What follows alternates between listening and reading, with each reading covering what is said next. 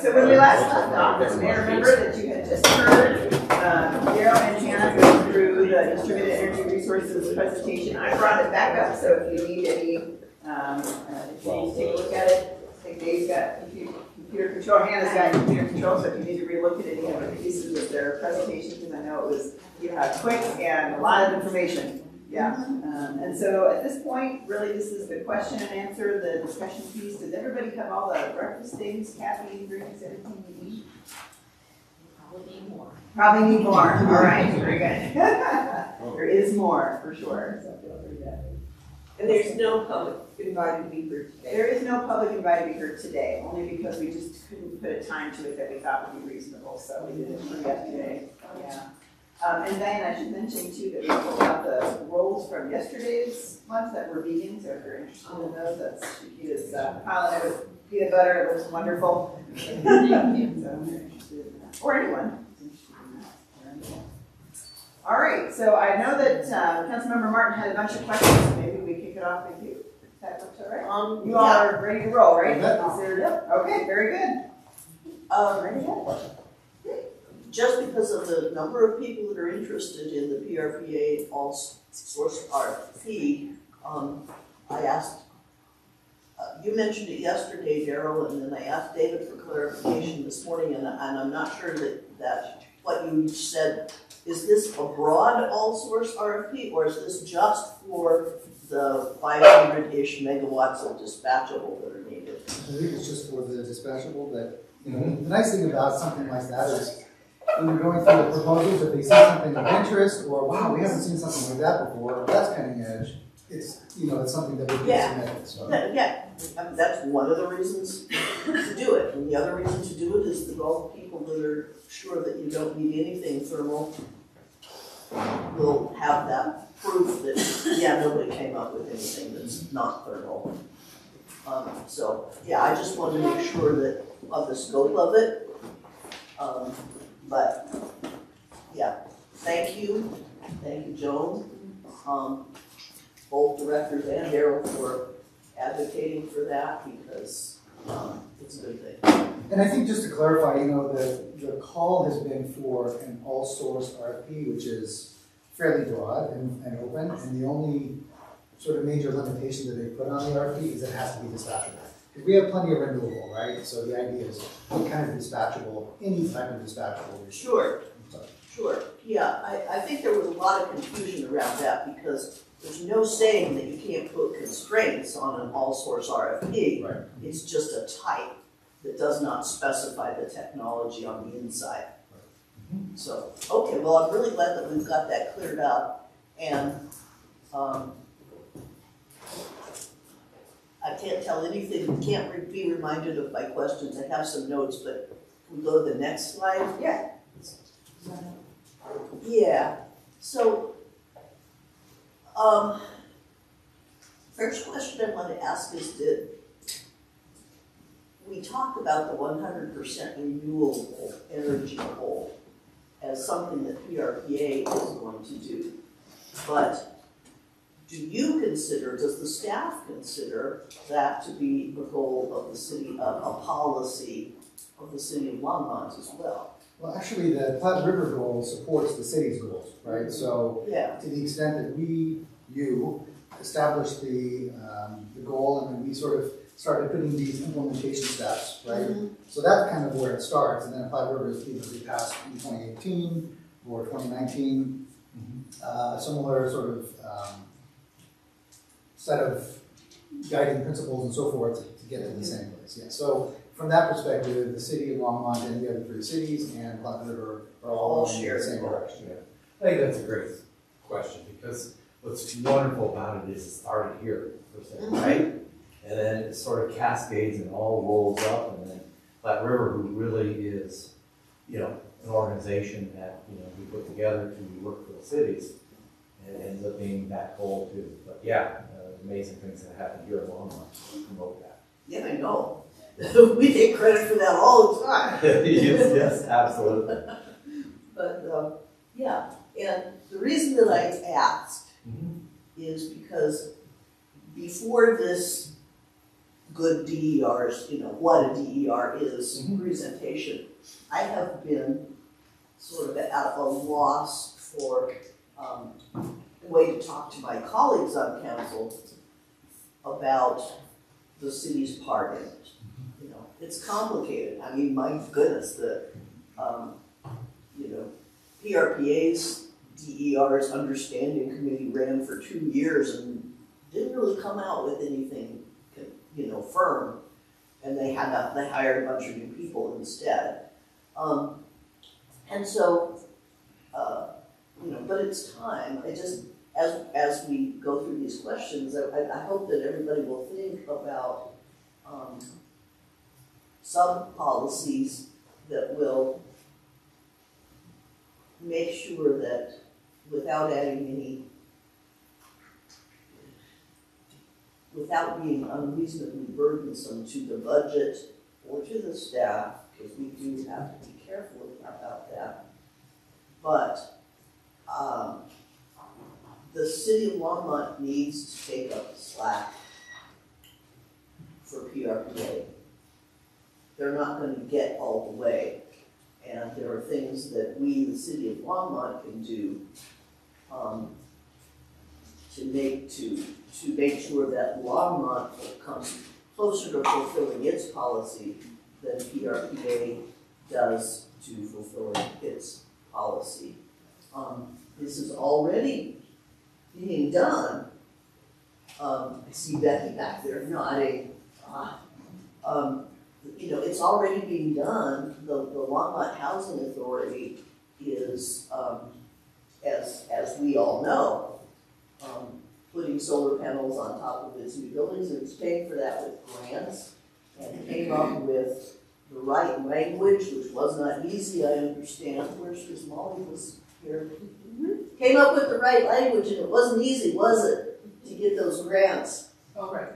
Certainly not easy. Well, Yeah, I'm not asking you to come up, I'm just acknowledging your work. Thank you.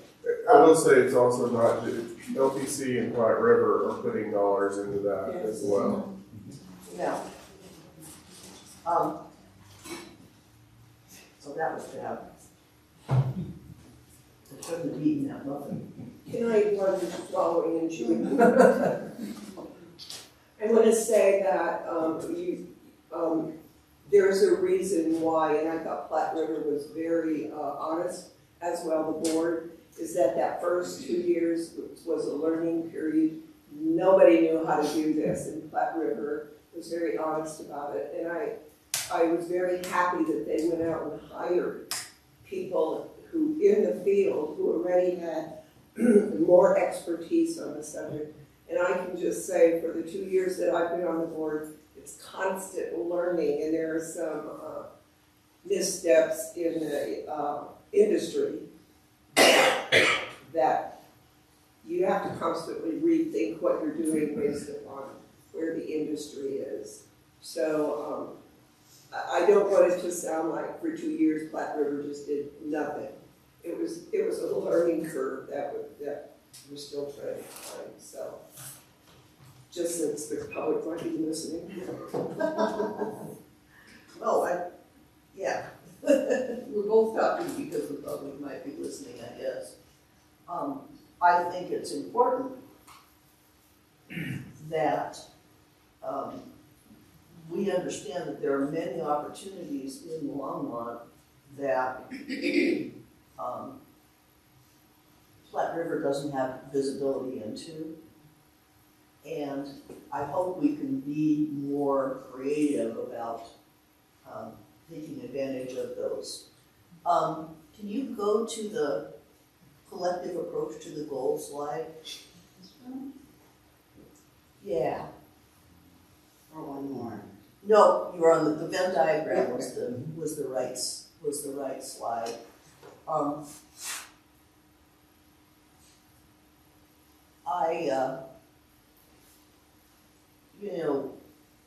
Things like .com challenges, cities and businesses, and especially critical businesses like hospitals, have always prepared for extraordinary weather events, right? All hospitals have diesel generators or some kind of generators for outages in the power network, whether it's the natural gas plumbing or whether it's the electricity. Both of those are needed. Sorry. Both of those are needed to run a hospital, and it's been, welcome, Susie. The actions by the city are in some ways no different than that.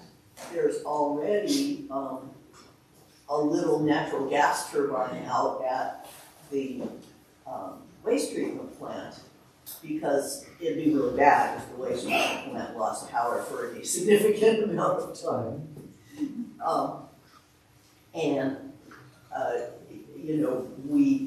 We also are capturing renewable natural gas that's a byproduct of the waste treatment plant. The people, I always call them St. Charles Town Company because that's the easiest name to remember for me. So the people, the consortium that is interested in redeveloping the sugar mill area also has plans for using the waste heat from the waste treatment plant. I'm sorry I'm talking for so long, but they were talking to me about, a plan for using that waste heat and getting energy for public buildings from that, as well as having shared well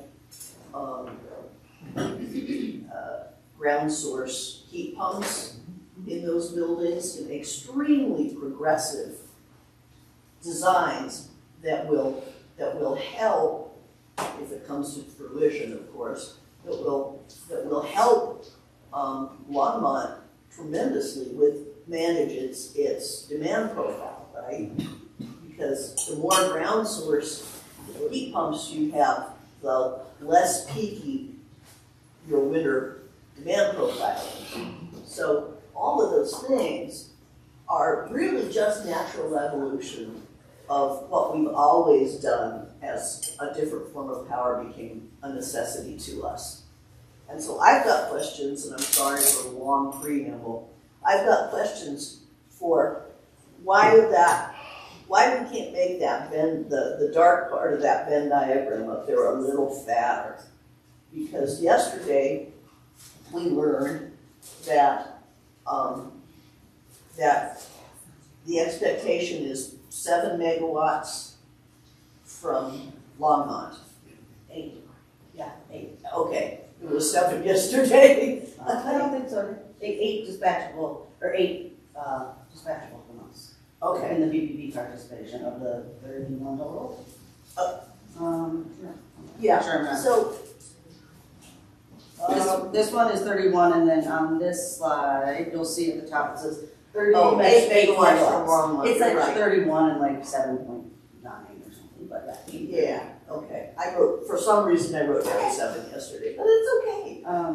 But so my question is, I couldn't find the right source last night, to my shame, but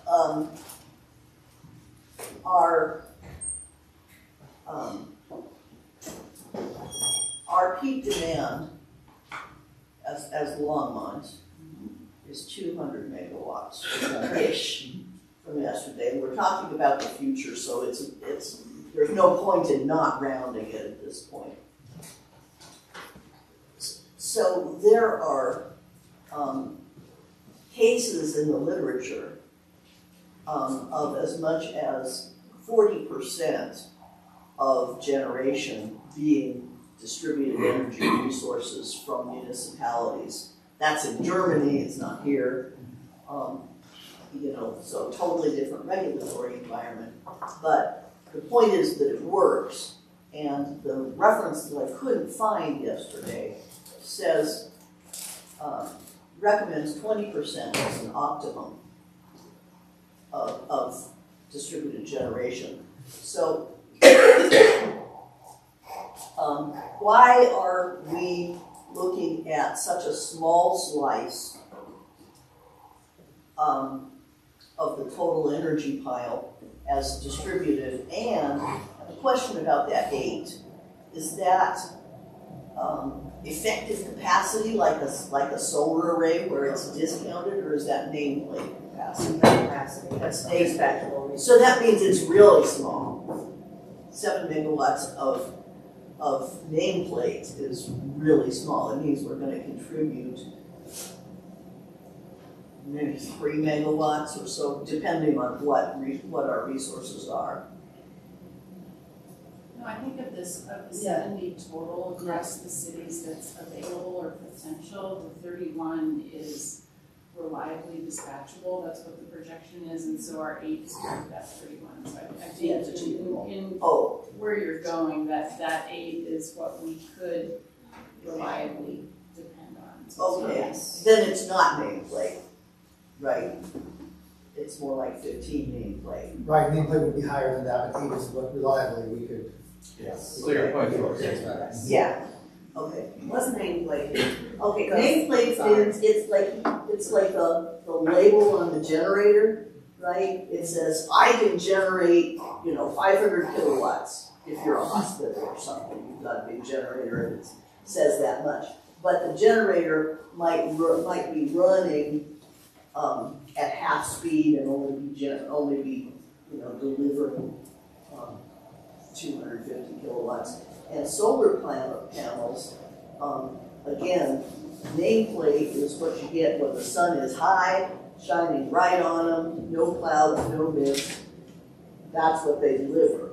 But if you look at megawatt hours, how much that solar array generates over time, it's a lot less than that nameplate figure, because solar's only generates when the sun shines, and the output is reflected even then on weather conditions. So there's a huge discount.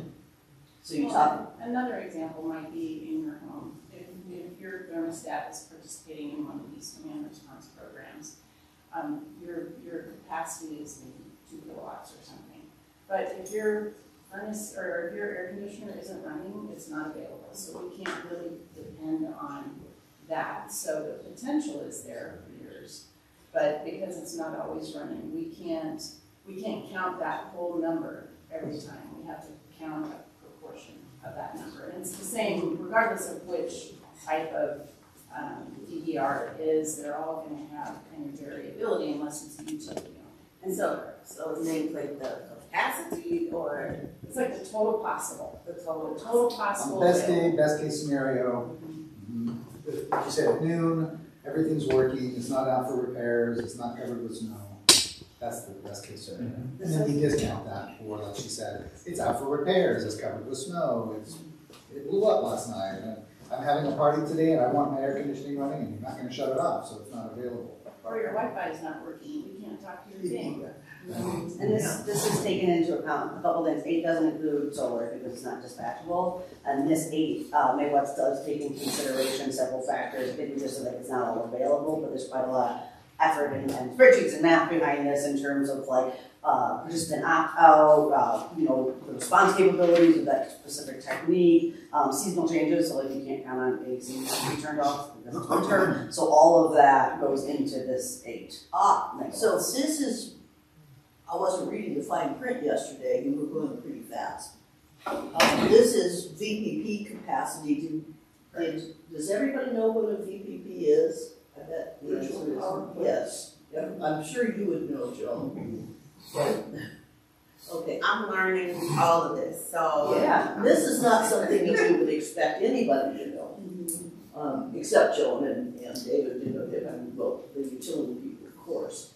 But a virtual power plant is really a way of aggregating all sorts of energy and storage resources and essentially modeling them like they were an old simple power plant, like a coal plant that you could turn up and down. It's a really useful model because then you can use all of the old computer systems to control it, but what goes into the model is all of the stuff like we've just been talking about. Well, is the sun shining or not, you know, and that affects the real capacity of your virtual power plant. But, and it's software, right? And, but that was one of the reasons that I was confused about the questions I was asking about, is this nameplate or is this what? But you're talking about dispatchable only, so it doesn't count the like rooftop solar as it is today, except that when PRPA puts batteries in the substations, then those solar panels are contributing, because when those solar panels are generating more than the household is using, that energy can charge the battery. Yes? Yes. Okay. And you can see if you just look at the, I want to point out the legend here, is there's other demand response, distributed storage, and electric vehicles. Those are kind of the top three performing technologies that came out of what we call the Dunsky data or the forecast. So electric vehicles contribute quite a lot because we want to focus on EV charge management, fleet charge management, working with even our own fleet and our own chargers. Distributed storage, that is only behind the meter. So somebody, commercial customer or a resident installs a storage. I want to point out, you probably can't read it, but at the bottom there, the VPP, the virtual power plant, will also have 20 to 25 megawatts of utility scale storage. So when she mentions like the substation battery or any of the bigger battery storage projects that are happening, that is not included in this. This is just kind of customer-owned devices that we will be able to talk to and control. And then other demand response is kind of a catch-all for a lot of things, so controlling thermostats and ACs, water heaters, things that have a little less impact, and we know that that has a limited performance. So we really kind of know that storage and EVs will be focusing our initial attention. Yeah. So just one question on this slide after all of that background. Who came up with that number and how? Like, did it come from PRGA? Did it come from? I'm happy to answer that question. So as part of, on the next slide I had the kind of DERMS roadmap. As part of the DERMS roadmap that all 4 owner communities as well as Platte River have been participating in for approximately 2 years to go up to RFP to procure DERMS, they did did sub-consultant with a firm called Dunsky. We all contributed, all owner cities contributed data to them. So we did the Dunsky data dump. It was about 18 months ago where we just gave them mass amounts of data on solar adoption and storage adoption, historic growth, rates, a ton of things. We actually, I think, provided more information than any of the other owner communities, so we've kind of made a joke we often make a joke that a lot of the assumptions reflect us almost better than anybody because we provided so much information, and I thank the Ravens folks for some of that. So Dunsky worked with us, and they are a firm that has essentially proprietary software modeling. And I actually give you the names of it at some point that literally models each one of these technologies. So solar has its own software module, EV has it, so they took all of our data and all these assumptions about the industry, market adoption, weather, all sorts of stuff that we didn't provide, as well as all the community data to develop a TER forecast and potential study that we then made some decisions on kind of what assumptions and what scenarios we were going to go with, and that was incorporated in Platte River's IRP planning. So when they talk about VPP numbers or what they thought they could achieve or what they're going to provide, it for this year is all coming out of this that we all agreed. Okay, these numbers were reasonable and based on facts. And Platte River is tentatively scheduled to come present their IRP, their Integrated Resource Plan, on April 30th. Yeah. Oh, Yeah, the study session. Yeah. So whenever they kind of reference, that's going to be achieved by DERMS or VPP, all of these numbers are kind of feeding back up into that assumption. And part of why they're actually starting with Longmont, and I think that's a derivative. So in addition to this group working, there's a group that meets quarterly. Essentially, Jason calls it the CEO group, which is Jason and the 4 managers. and we're talking through this, and to the point of the data dump from our staff into the system, I think generally the working relationship is probably strongest with Longmont. And so that's kind of why we're now going to be, I think, on the front end of a lot of these things, just based on where we are as an organization. I understand that the Dunsky, is that right? Dunsky study is available. Can it be made available to the council? I believe so. I would ask Platte River to make sure I have the most up to date, and if they finalized it. Some of the stuff I'm showing you is from internal, reviews of it. But I think it's. I don't know if the other city data would be proprietary at all. Or We can follow up We on can that. follow up. I Yeah. don't see why it wouldn't be, just given my knowledge of Yeah. the work we've been doing, but I can absolutely look at that. And it's there's a lot of information in there, Right. and even more data behind the scenes. Yeah, so does it have, any ranges on it? Because, solar adoption rate is gonna, for example, depend on how sweet a deal we make it.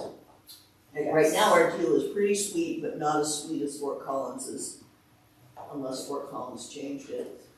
I'm not sure exactly what you mean in terms of, they have a rebate, but they don't actually have super favorable net metering rates. They paused their net metering rates a couple of years ago. Oh, did they? Okay. Yeah. So it used to be really good, and now it They is. were paying retail, and they, as many communities do for net metering, and they essentially, how they describe it to me is they just hit pause on it, and as rates keep increasing, they're expecting what they pay to catch up with wholesale. Okay, The kind of just holding steady on the net metering. okay, because you have to pay something, right? State law. You do, you have to pay we have to credit 1 for 1 kilowatt hour to kind of pay One for that. Yeah, 1 for 1 of what, though? The rate at which you pay that back is, for municipal utility, can be determined by the municipal utilities, but I Okay. that to be. All right. I think that's it on DERs. I mean, I'd be real interested in the input data for the Dunsky study, because that's essentially an inventory of what the potential sources of load shifting are. Absolutely. Yeah. I think just in general, I'll forward this to anybody that might be interested. Zach Gordon from Platte River Power Authority, worked very closely with him. He was kind of the data guru on this and has continued to refine and give kind of data to specific communities for specific needs. There may be an opportunity for you to learn more about the sources of data or the outputs of the assumptions. And again, I would offer this to everybody, but we potentially set up a conversation, because while I can speak with pretty good authority on this, Zach can speak with more authority. He was just in Longmont, was it last week? He met with a bunch of us to kind of walk through some of the highlights of the data. So they're Okay. very much a partner in this. Yeah. There looks like there's some other questions as well. Yes. Mayor first? Yeah. Okay, thank you. Yeah, I do have some. Yesterday you mentioned that hydro wasn't going to be, it was going to be reduced after the water, and I'm wondering why after our water presentation yesterday. And what do you mean reduce and when? Yeah, so good question, Joan. And so that hydro production is actually the result of what we have contracts for and administered through the Platte River Power Authority for, basically the Western Area Power Authority. So that comes from basically the series of Bureau of Land Reclamation dams that have been built in the West. So such as Lake Powell, such as Lake Mead. And so because of this, how we've been in this drought or near drought conditions, water levels have dropped in those. And in fact, in Lake Powell, it's dropped to almost the absolute minimum that you can even generate power. And so what's happening is Western Area Power Authority has been reducing their projections of energy that's available just because of sort of, the climate shifts we're seeing so far in that area. So that's why you see there that black, you can see it sort of tapering down, and that's why. So if we produce energy through hydro because we have the water, does not that energy go out to Wapa? So we City of Longmont we have one small hydroelectric plant, which is in Lyons, and so that's unaffected either way. And at one point when the city was first built, it provided all the lights in town, but now it would provide a couple buildings in town. And so that's unaffected, but that's straight to us. That's doesn't go through Platte River's grid or anything, that's just on our grid. Everything else is part of this much larger collective of systems of dams and generators that are out there that we don't own or operate, nor does Platte River own or operate, but we have what they call an allocation from that output. And the reason I'm asking is that the pushback on the rice plant, even though it's not called a rice plant anymore, was that these new turbines could be, I don't know the word, but used for a hydro as well. And that would go out to Platte River. So Is that? what you're talking about, the aerial derivatives? Yes. Right. At the Platte River, let's say they are multi-fuel. And so what that means is that they'll start off on natural gas. Correct. And then as other shifts happen, they can also run off of renewable natural gas, RNG, and it can also run off of hydrogen. So if there is a place in time where we're able to generate hydrogen, which is really from water, okay, that's, then that would be a fuel source also. So that's sort of let's say, the forward thinking into the future is that one's the energy source now, but you can shift without changing out equipment. Okay, great. And I think location matters too, right? Because what you're talking about in terms of WAPA is not here, right? Whereas if we were able to use the aeroderivative generators using hydrogen, that would be more local. That would be sort of closer to what you were hearing yesterday in terms of the amount of water that's in the area, the water rights that WAPA, Platte River has, and sort of, that sort of thing. Well, the other interesting thing too, so those are being placed at the Rawhide Energy Center, right? Sort of, let's say, the hub of where energy had been produced, so it's really now more a hub for energy coming in and coming out. And it sits right next to a very large lake that water comes to because that was part of the cooling systems for the coal-fired generation plant. So there's a lot of infrastructure that brings water in. And if you think of it as hydrogen, you're really bringing in energy just in the form of water molecules, and then you're going through a process to strip out the hydrogen part. So that technology will continue to evolve. We're still hearing about some things, very small increments in the region, in the Denver area, where they might, it's just different. If you had a hydrogen fueling station here, what it means is that you'd have a water line going there, you'd have an electric line going there, and they'll take the water, they'll apply electricity to it, they'll split off the hydrogen, they'll collect it, and then put it in the beaker. That's a really simple process, but yeah, we start to think of water not for all the other purposes, but also as a potential of energy. Right, right. My other question is, to what Marcia was talking about, will PRPA let all of the cities involved that own PRPA, the utility company, will you let us know if we are meeting our share of what we need to generate? Because it's a constant conversation, Right. as every city and as Platte River makes incremental changes, we're going to be talking and looking at, you guys are falling behind.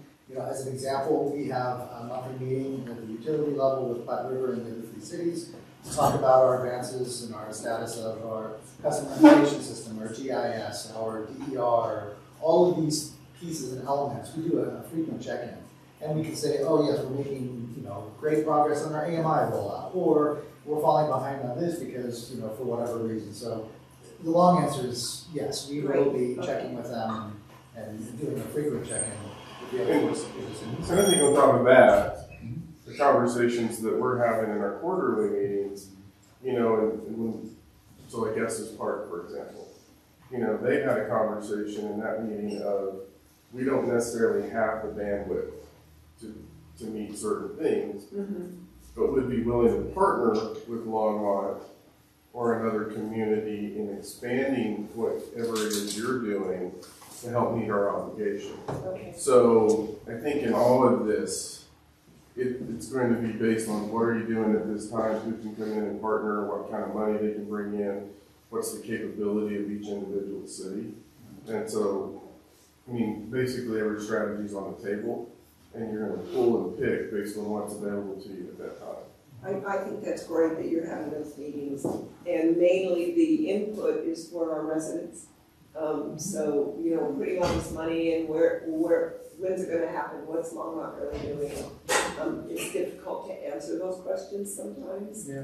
So, the input from your group is very important as far as marketing goes, I guess. If I may just add to it too, I really appreciate your point. We are absolutely dedicated, inspired, enthused, and creative to, you know, pick up our element of it and possibly and more. You know, we don't really say we're going to stop there. You know, that's a big goal, so we're going to keep pushing. What council sees though is how you see it, especially over the last even 4 years. We've seen a change in how we've allocated some of our staffing resources. We've brought in, you know, exceptional individuals, including, you know, with our wage and budgeting. We've got this amazing team that didn't exist really in that form 4 years ago because we were running a traditional utility system. We had all the right pieces. Now we're building the utility system of the future. So you see it in the team members, you see it in the expertise that you have talking here, which is, you know, amazing. And you'll see it in budget times, right? Where you see, you know, some maybe personnel resources, but more specifically how we reallocate some of the funding to keep driving into these things over the years, or future years. Yeah, that was my point about the learning curve, and now municipalities and the higher level of PRPA have hired the expertise we need, but we needed to figure out what do we need first before we can go out and put up. And if I could say one thing, I think when I look at these charts and I talk to them about this, you know, we talked about reliability being a key piece, and so they're projecting hydro is predicted to reduce over time. Mm-hmm.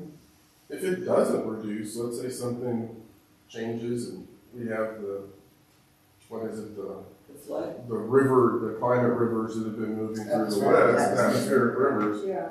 and all of a sudden it starts filling up lakes and things like that, then if hydro overproduces, we're just in a better position. Mm-hmm. And so we have to, from a reliability perspective, look at worst case scenario to make sure we're meeting it. And then in terms of what are we required to do in terms of girders, that's our floor. Right. I mean, that's what we have to do. Doesn't mean we can't go beyond that number. And that's the thing that I think is getting lost is we're not going to stop. If there's nothing stopping us, we're not going to stop. We have to get this in order to make it work. Okay, thank you very much. A couple of things. I think. I'm sorry, I think Shakita was next. Oh, I'm sorry, Shakita. I'm sorry. It's okay, I know this is your passion, so. I can't see your lights. Oh, yeah, it's okay. I just want to say that a couple of things that, you know, yesterday it was really good for us to talk about our identities and what we bring to the table. And I'm so grateful that we have people on council that are passionate about things I have no clue about. And so it's important to bring these things to the retreat to talk about how it affects our city. And so for me, I would like to know not exactly because there's so many things that I know that you want us to know. But because this is not my wheelhouse and I'm learning so much, but can I repeat everything you just told me tomorrow? Absolutely not. So, and not to say that it's not important, because it's truly important for when someone come up to me in the grocery store and ask me questions about this, and I say, let me get back to you on that, which is true, right? So I can be very confident in my answer. That being said, what are some of the things, I have two questions. What are the main things that you want us to know, especially me,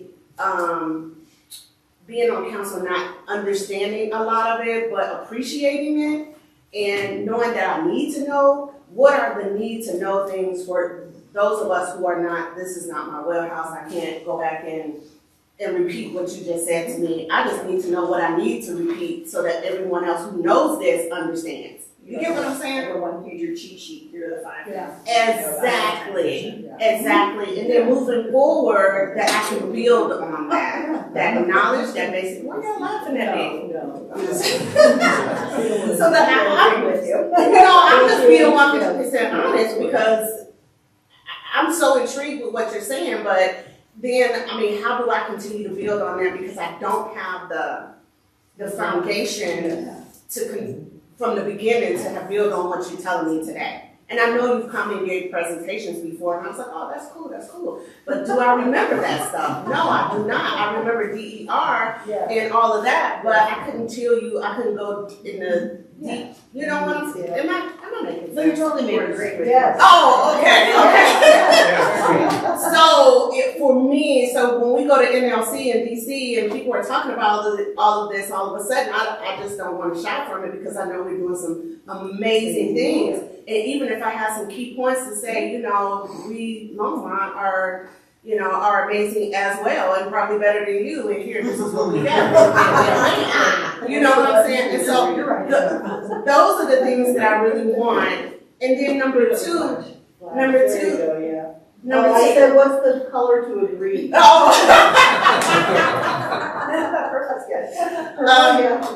And the other thing is, this may have nothing to do with what you all are giving me, but what you're telling us.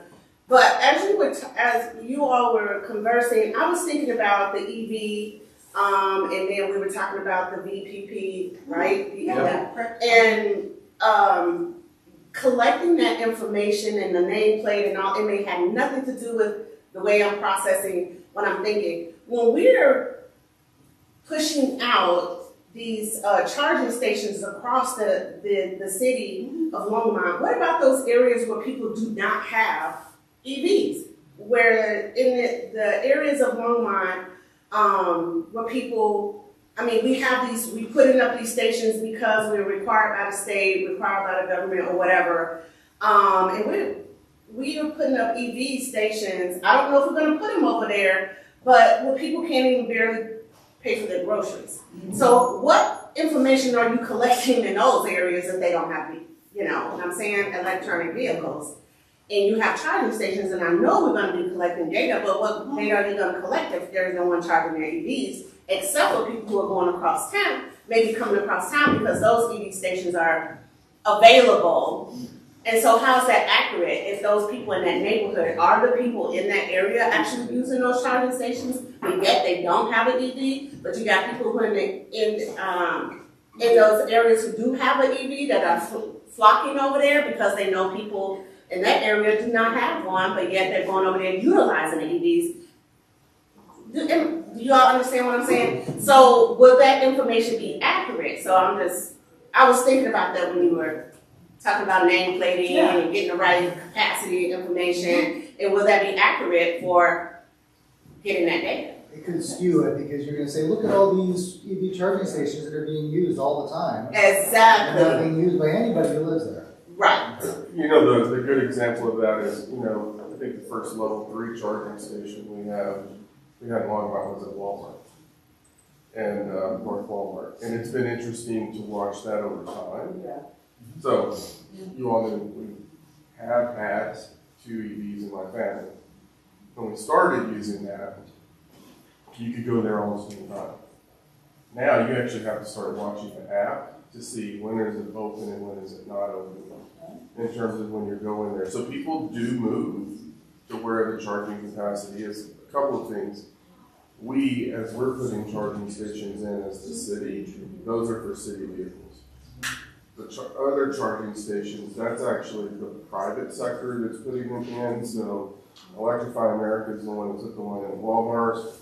Circle K's been talking to us about putting charging stations in. We do have some grants. And then we have some grants that we're putting some in the public arena. But if we can do one that's city plus a public, we'll take that opportunity. Just recently, we were awarded along with Boulder County some grant funding, and what's interesting about that is part of the focus is on identifying those areas in the community that are underrepresented with charging capacity. But your question is a good one. If that's not where the people are that have EVs that need to charge, then does it just, kind of shift? And it likely will, but I think there's thoughtful consideration going into, where do we put chargers for multifamily dwellings where people don't have a great opportunity to install a charger, but they want an EV. So it's, it's not just going to be, we're going to throw them out there in equidistant places across the city and good luck everybody, hope it works for you and we'll gather the data, but there is kind of this thoughtful, strategic approach to where we need them and, kind of how we manage the use of them to make sure that people have access.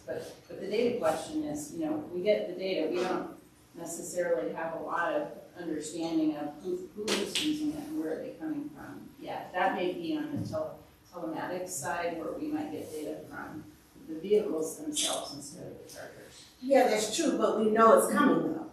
You know what I'm saying? That's going to be a question moving forward later on. Like, okay, who are using those? So if we can get ahead of that, from in the beginning, that would be amazing. Because to get more funding in the future, if you can say this is who is using it, not just this is in this area, which can be misconstrued information because those people who live there are not using it because they don't have an EV. So I think that if we can get ahead of that, be very strategic in where we do place them, so that we can get as much accurate information as possible, will be better for us in the long run. And I just think about that. That's a whole nother cycle. We're doing the same exact thing in every sector of our city, not just us. I'm saying in the United States, we do that. We expect people who are the underprivileged, underrepresented. We're saying, we're doing this for all our people. We're trying, that's the equity and the equality picture that we saw. We're providing all of this for the whole population of the city, but that's not equitable for those who don't have it. I would tell you though, I think it's important for us to have the infrastructure available. Oh no, it is. But I mean, when it comes to the data, let's be as accurate and be strategic where we place those so we can get accurate data from the beginning. I can tell you that our plug-in hybrids right now that we're purchasing are actually cheaper than some of the gas guzzlers. I do think the market's going to shift that way. Certainly not EV, but plug-in hybrids and other options. I think the market is, just from a perspective, beginning to turn a little bit. We'll see what happens in the resale market. Yeah. Because If I could put in on the equity question, there are a number of answers and they're all favorable to the point you're making. Okay, the first one is that our sustainability organization is very much focused on ensuring equity in terms of access to resources. That's one of the reasons why our rates for people with solar panels are different, because they actually are charged a higher connect fee because they have solar panels. And the reason for that, it's complicated, but if we didn't charge that higher fee, then the rich people who can afford to put people who can afford to put solar panels on their roofs were being subsidized by people who didn't have solar panels.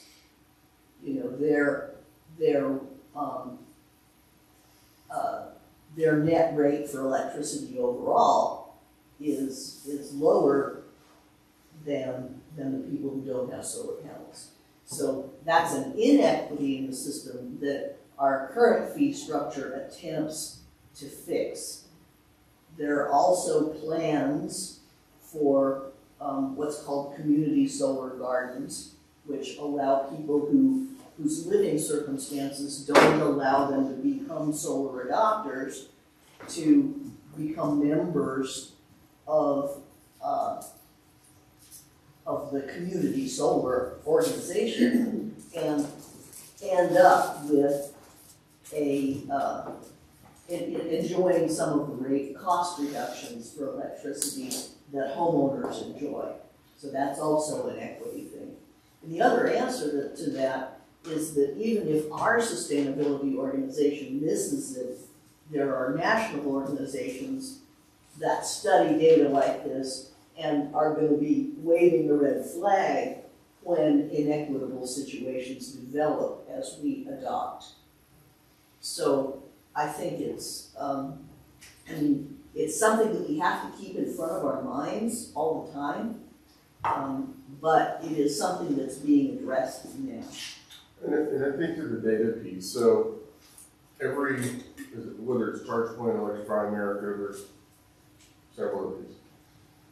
When you charge, most of them have a cost to it, or they have a program, and so they're connecting the data to this charging station and this person. And so how we work with, we're gonna have to see, can we work with them to go, there's a charge point at the LHA property at the Alpine. Who's using it? Can you tell us who's using this charging station as a piece of it? I will say, when I see their graphs, and this is part of personal circumstance, I think understanding disruptors in this world is also important, because what I'm by necessity learning right now, there's a group back as we plan on utilizing these. There's a group that nobody's thinking about that can actually impact the proliferation of EVs in around the world, and it's starting to impact, and that's the insurance groups. Because of the number of vehicles that are being totaled, where there's no damage to the vehicle, there's damage to the battery, the insurance rates on EVs are starting to do this. And so when you look at affordability and what that really means, is that going to suppress, the uptake of EVs? Because, yeah, you can afford the car, but no, you can't afford the insurance. And I knew nothing about this 2 weeks ago. and it's not necessarily something that is killing me in this case, but learning what are my options based on literally a jack stand tearing a cover and a bar and putting a dent in the battery. That's literally all that's happened. It is a very common thing that's now occurring where the insurance companies are totaling out these cars because of the fires that they've had with the batteries. And they don't want to take that risk on this other issue. So while EVs may become more affordable, what may not be affordable is the insurance in that market. And so when I see what we're saying, okay, here's this piece, we need to understand there's disruptors that are all over this market that we don't know about because the technology is advancing. Again, why you're really conservative coming into this. Can I go back to Judy's first question? Because I saw Rachel walk in, so I'm hoping Yes, we'll to get grab it. Rachel's attention. And then I want to address it as well. Okay, sounds good, because I know what Shakita asked for was kind of a cheat sheet on this. How do you do like a one-pager that you can share with folks? So I want to hone in on this real quick, but I don't know if you two wanted to answer that question about what things are important, or if you just want to know with Rachel and the communications team on kind of what would a one-pager look like that's like, how are we going to get to this 2030 goal? What are distributed energy resources? How does that come in? What is Platte River doing? That kind of thing. We can do It's kind both. of it's up to you all. If you want to try to answer it, Sure, we can do both. I question mean, now. I think the key takeaway right now, like we mentioned yesterday, was we have this 2030 goal. We have some things that we need to get done by, say, 2029, 2028. We have these interim steps that we're taking. So we've got, let's say, 38 things we got to do between now and that point, right? And we're on maybe 2 or 3. Unfortunately, a lot of the flashy stuff hasn't happened yet. We're still doing a lot of studies. We're still trying to figure out. We've got pilot projects. We've got small things going on here, a little thing here, a little thing there, to kind of figure out what's going to happen. So unfortunately, there isn't like, hey, we've got this cool thing that we're all the way there. But what we can do is maybe give you, in this cheat sheet, some more details. Like we've got this little pilot program, this community solar. We've got this, solar project here. We've got these batteries that are coming. We've got these efforts on, the DER management system. We've got but, it's kind of establishing the building blocks, so it's like when you're building a house, you're pouring the foundation, it's not boring. What's really fun is when the walls start going up and you can start seeing the rooms. And we're not at the point yet where we can show you any of the framed out rooms yet. We're still just pouring the foundation, which is not particularly flashy. But Keith can start giving you an idea of what the foundation, what it's going to look like once the foundation is done as those walls start going. But it's still important for us to know the foundation though. Yeah, You sure, know, absolutely. like, why are we pouring that foundation, right? And some people may not be like, why are you even doing that? You know, so for me to be able to explain why we're doing that is just as important as the flashing, the end product, you know? Yeah, and I think those conversations are a great opportunity. We're talking about Longmont's role. When we talk about Longmont's role, LPC does certain actions, right, to actually be part of our role. But we're really talking about a lot of community participation. So I would think in our one pager, there'll be some good points about, well, what can you do or what's forthcoming? This is something that we're all in together, and by doing it together, we, preserve what we love about our local electric utility, as far as your rates and reliability go, and also that it reflects our environmental stewardship. So we put something in there too that are good speaking points that will get people excited about this journey versus it's just going to be another check mark. I mean, it's an important journey, and they can be part of it. If I may, I think it's also a little bit of a balancing act with the cheat sheet around, we want people to be able to digest the information before there's flashing things, just because, so it doesn't seem like we're not doing anything and then we do something all at once, but then also we don't want to do it too soon because then people are like, what are you doing and why is this taking so long? So is there a timeline on when flashy things start happening and we can work back from there? I think this year we'll start to see some exciting things happening, and then into next year. But it depends on. I mean, let's be honest, the residents, frankly, are going to care until we start wanting them to participate and enroll their devices, which will happen at the end of 2025 into 2026 is when we'll start launching actual programs, enrolling devices and EPP and DERMS. But I think before then, there's an opportunity to certainly get messaging to you all of at basic, we're going to need your help with this. We don't exactly know. We're going to need your help with this. We're starting now to try and collect data too on who has DERs. We've got a couple different processes that we've put in place to try and capture it so we can go engage with those EV owners, battery storage owners, commercial customers who are interested, even sooner than the end of next year. Like, hey, we believe you have the EV. What kind of programs might you be interested in? But I think between now and then, there's certainly talking points about how it kind of takes a community to achieve what we want. We'll toss it in the communications tool so we can. Yeah, I'll rely on them to help with messaging. I'm not a marketing person, but I'm happy to help kind of get you all at least an internal facing and now talking points for questions. Give us the info and we'll work on the curriculum. Yeah, Thank you so much Yeah, for my long. No, it's, and of course you can always reach out to me questions. I'm here. One other point, Shakiti, is that I don't know whether there's a data sharing issue or not, but all vehicles are registered, so we know where they are.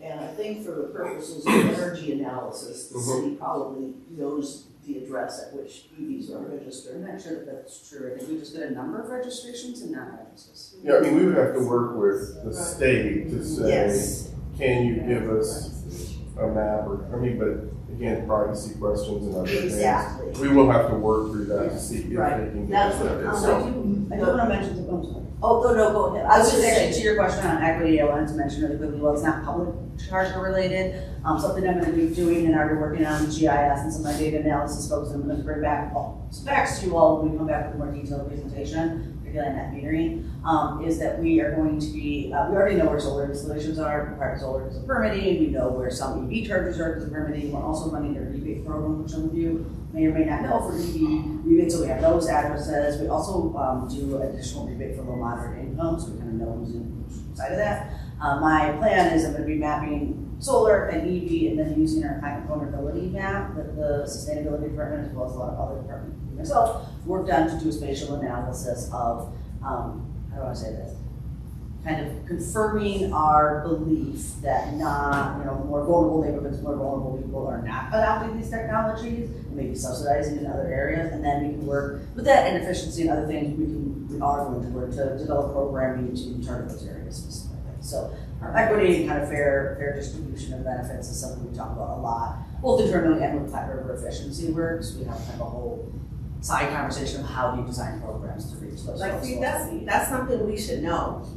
You know what I'm saying? I agree. And that is amazing, and we should know that that's an option for people. It will be an option for people when they come to us complaining about there isn't, not just them complaining, I'm complaining, that, there isn't enough for people like us out there, especially being on city council and saying, oh, we're about this vision, but yet we can't afford it.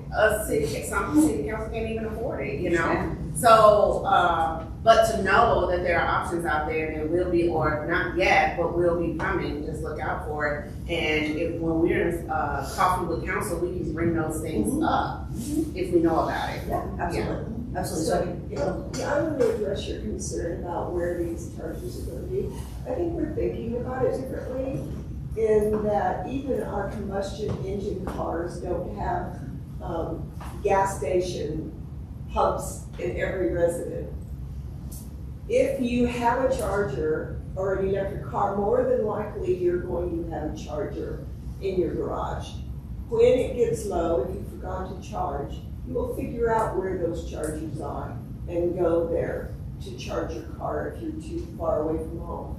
I am thinking that most of these are for travelers, visitors, or wherever. They're not going to go to a residence, just like they're not going to have gas stations everywhere. They're going to be wherever, along routes that people will be traveling.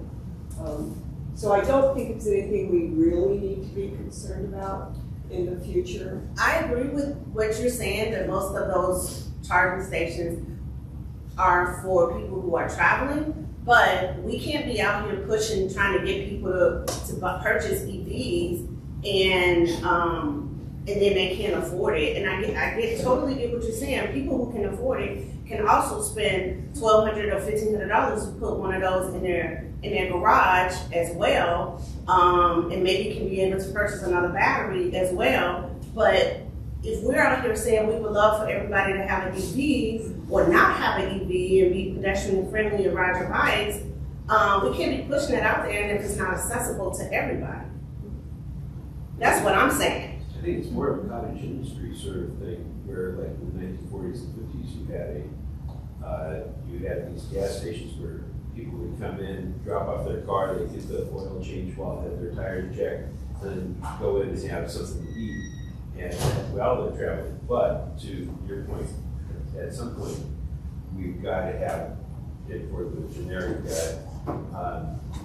homeowner that might be, or resident that might be needing that. But I think to the mayor's point, that this is much of it is seen as more these charging stations as more a person traveling through. But I do see the cottage industry aspect of this where we could start that. I think a big piece of missing information that nobody has said, and is a big part of the answer to Chiquita's question, is that the code changes are already on the roadmap to put charging stations in apartment buildings, at least new ones. I'm not sure that there's a target quarter attached for the code change to retrofitting old buildings.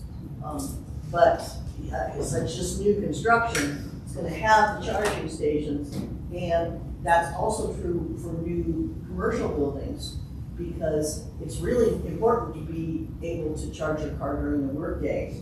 And in the future, you'll get better electric rates by doing that. So that is a bigger part of the build out. What you really want is the ability to charge where your car is. And for most people, especially lower income people, that's at work. So, and not in your garage, because you may not have a garage. We need to not forget that, you know, not everybody's got a garage. Yeah, I think that's important, and I had one little question. My wife's been on here for a real long time. Sean, do you get to ask the question? No. Maybe a couple of us that just have. Yeah, we just did, because we're part of the conversation, but we need to jump in when we're saying these things. I just was saying that I like solar gardening, it's to the point with it that it's nice to have where we know that sometimes we have these storm events that knock out personal solar systems and things like that. And because of that, people then say, it's more important that I fix the leak in the roof than I do the damaged solar panel. I'll deal with the fact that I have to have that offline for a certain period of time. But when you have solar gardening, it does all kinds of things. Like at schools and places like that, they're keeping track of that a lot closer. And with one-to-one schools where they're using all kinds of computers and charging electricity, and it's just spiking all the time because more and more kids are bringing in their devices and stuff like that and charging them at school. That is something that I think we need to explore. It addresses the issue around the point of that I think Councilmember Garber is bringing up, where you do your charging, whether it be at work because of the not having the facilities at your home and that sort of thing. But that is the thing that I think is a lot more attractive, because if we can encourage more of that, then we have then these solar gardens actually get fixed after a wind event, after a storm event, after some sort of thing like that. That seems to me to be a more positive thing, and that it should be the thing that the city's probably spending more time promoting that aspect, because it really does get these things fixed where we start to guarantee that people have the use of the solar garden, the solar system on their home, and then it gets knocked out. And then we are behind. And those are questions they're going to be coming to you all with, to say the chart that you have in terms of the expense and how much we're paying, and where we're investing our money. The chart. So this right here. So today it's $143 a year subsidy. It moves to $383, and in this number, one of the things that we've talked about is really coming to council with different options in terms of where do you want to invest your money? Do you want to invest it in solar battery gardens? And how do you want to put, where are we going to put our money to get the biggest return? And they will be coming to council over a long period of time with some recommendations to go, here are your options, where do you want to put your money? Because you can't financially do everything for everyone. And so you're going to look at what's the ROI in terms of how you're approaching it.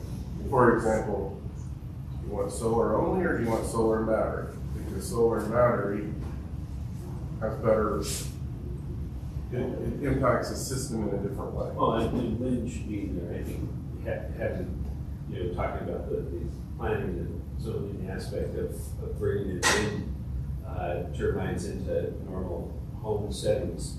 Is it looking much more like a roller game for your garden type of thing, that's smaller like that? And how is that supposed to go? Do we want big windmills on everybody's property, or do we want something that looks more like a sculpture that's a windmill? I just want to make a point, because you've mentioned the community solar gardens, is we do have funds set aside in the CIP fund to construct the community solar demonstration project that I've been helping manage and design, with technical assistance from the National Renewable Energy Lab, so NREL, and the DOE and APP created kind of this national community solar partnership that provides municipal utilities technical assistance in implementing, designing community solar, kind of at the fairly detailed stage of kind of figuring out how we're going to structure it and going out for procurement for the actual solar system itself. What the intention is to the end of the day, to provide low moderate income residents a discount on their electric bill and an opportunity to participate in solar when they likely wouldn't otherwise have that. Yeah, Kevin, what's the nameplate on that one? 200 kW. So Okay. there, as of now, we think 32 to 40 households, give or take. We're still working. That is pilot scale then. It is, but I don't want to say I, so many people involved, but we are designing a way to allow it to scale. So we expect to, if it works the way we intend, to come back with another system or a larger system, working towards that, have our allotment allowed, and using that for community solar. So the intention is to build this in a way that would also work as a megawatt or a megawatt and a half. Yeah, since they can go up to 10 megawatts actually, I think, according to state law. We are only allowed 1% of load, to generate 1% currently. As a currently facility. as a utility owned, it goes behind the meter, and it's being a facility, that doesn't count towards it. Yeah. This is specifically the utility side, so, again, it's a small percentage, but the intention would be to build towards. We should really work on that. So before we continue on, I know that Councilmember Chris Yes, has of her course. right on, Councilmember Martin, and I'm seeing a couple red folks. Okay, we're ready to move on. So, Councilmember Chris, go ahead and ask your question. Okay, so actually I have just a couple of things because this has gone on for a little while. Friday, no, these were all good comments. So, and it's added on, as we talked about it. But yesterday, I thought I heard him say that the subsidy is calculated with retail rather than wholesale. Therefore, those who cannot afford solar are subsidized. All the way it works, and Raven can jump in from Frank, it's really all electric customers, but yes, the difference that this is the EPP, as we call it, is what we could have bought it from Platte River at, and what we're paying them back in retail, that is what we would consider a solar subsidy. And again, really collectively comes out of a pot of money, but we and others that are working on these sort of things loosely identify it as folks who can't afford solar or subsidizing those who can, or choose not to, or live in a facility, multi-family living cases, but yeah, we're paying a subsidy between those two. Yeah, and that is not just how we loosely identify it, that's the industry conclusion. Yes, part of why we're doing that mapping is to more empirically show that we believe. But yes, that's the gist of it, is that they're being subsidized by folks who can, but solar. Right. I just wanted to clarify. Yeah, because of course, anything you need. Okay, so one thing I want to mention is that neighborhoods that were built in the 1980s and before are underpowered as it is. There's no way to put a charging station in those homes at this time. And a lot of those are considered attainable neighborhoods. So I just wanted to piggyback off. Is that a true I assessment? don't know if that's true, I just want to clarify, an individual homeowner, regardless of kind of where they're being served from, should be able to, accommodate a level 2 charger for somebody's home, kind of regardless. They may need to do a. Exactly, I was gonna say, they may have to do panel upgrades, and we're working with there is an expense or potential transformer upgrade, I but. just want to be clear that the City of Longmont's electric distribution system can provide power to all these different neighborhoods. Okay, so There may be times that if you get 10 electric vehicles within a several block, that will have to go in as electric utility, do some upgrades. But if you start talking about this house, and that house, what you're really referring to is what is the size of service or electric service that they placed on their house and doesn't have room within the box. And what I'm saying is there's a whole set of housing that don't have that capacity. It's just certain will have to be upgraded just to get higher capacity. Or, like in hot tub, I've heard this. Yeah. Those neighborhoods. I would tend to say that a lot of those houses are even older yet. I mean, we have houses from all ages here.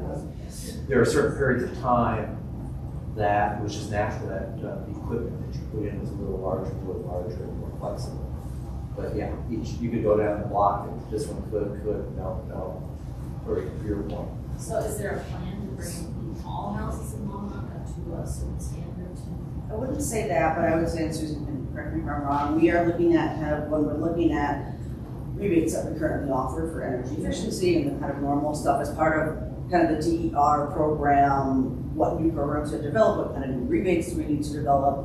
Panel upgrade rebate, for example, has been something we've been kind of looking at. What would that cost be? What can we do to help offset? So if somebody wants to come in and electrify their home, whether that's solar or a battery or EV charger or a heat pump, we have heard, right, that the gap is often in that electrical infrastructure. So we, as well as Flat River, kind of through the efficiency works program rebates, looking at what would that look like to help support that component of it specifically. It's part of, it's being designed, I guess I should say, but it's being explored. Okay, and I just want to identify that as another issue. It is, yeah, and I understand I live in an old home, in an old neighborhood here in town, so. I know you do. Yeah, I'm in your district, you know. What I will tell you is, even with some of the newer homes, when you start stepping into this, you will eat your capacity up on your panels pretty quick. My home's 8 years old.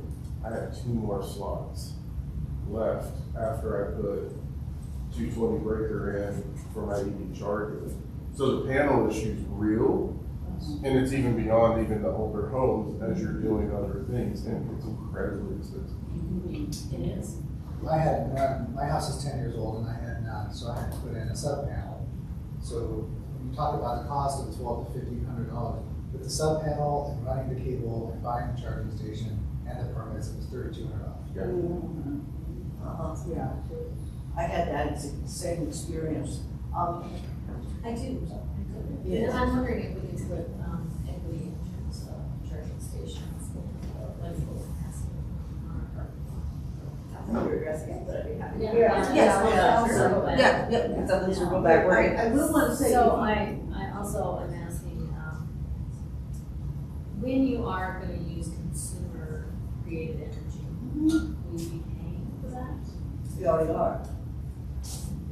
Depends on what exactly you mean. Currently, yes, we are paying net metering for excess solar. I think you more so mean you can use a battery or curtail your EV charging. We ask them not to charge. Yes, the intention would be, and this is something we're working on through, again, there's an efficiency works DER program planning team that's all staff is on. It's kind of saying, hey, we've been doing this kind of routine energy efficiency stuff. Now we need to move to EVs and heat pumps and panel upgrades. We're kind of defining exactly the most effective or efficient way we can pay folks. So is that a credit on their bill? Is that reducing how much you're paying per kilowatt hour? There's a couple of different ways we can approach essentially compensating folks for the use of their DERs. The answer is yes, we will be. How exactly that's done is being discussed. There's a surprising number of options for the way you can compensate somebody. But it's, again, before we start enrolling devices, as I said, kind of end in 2025, early 2026, we will have to have those decisions in place.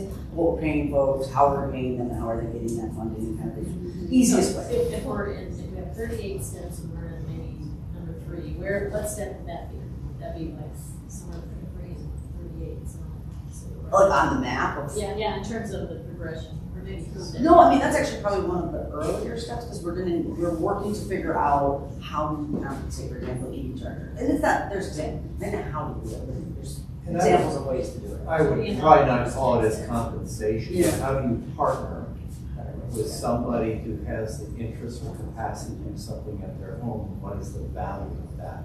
And so what is the formula that will exist, that the benefit they bring to the system as a whole has so much value versus saying the system as a whole going out and building a whole bunch of other stuff. But everyone at this table maybe has a certain part of that virtual power plant or something. And so how do we value that so it helps the That's system? my question to the Right. exactly. How do we value that? Well, right, because then that's that back to that partnership, because if there is no value, then not many people will do it. If there's a higher value, because it's offsetting other elements of the system, then what a great way to be a partner and have them do certain things at their home, because, batteries can be really helpful. It's a bit of a transition from my next Yeah. question, just 2 parts. And when we're talking about a cheat sheet, I guarantee you that one of the questions we're going to be asked is, what are increased rates paying for? And the second part of that is, I'm wondering if you had trouble with, at this time, high inflation, supply chain issues, we had trouble with getting rates that you need. So those are, what are our rates paying, our interest rates paying for? And second, what are your challenges in your business?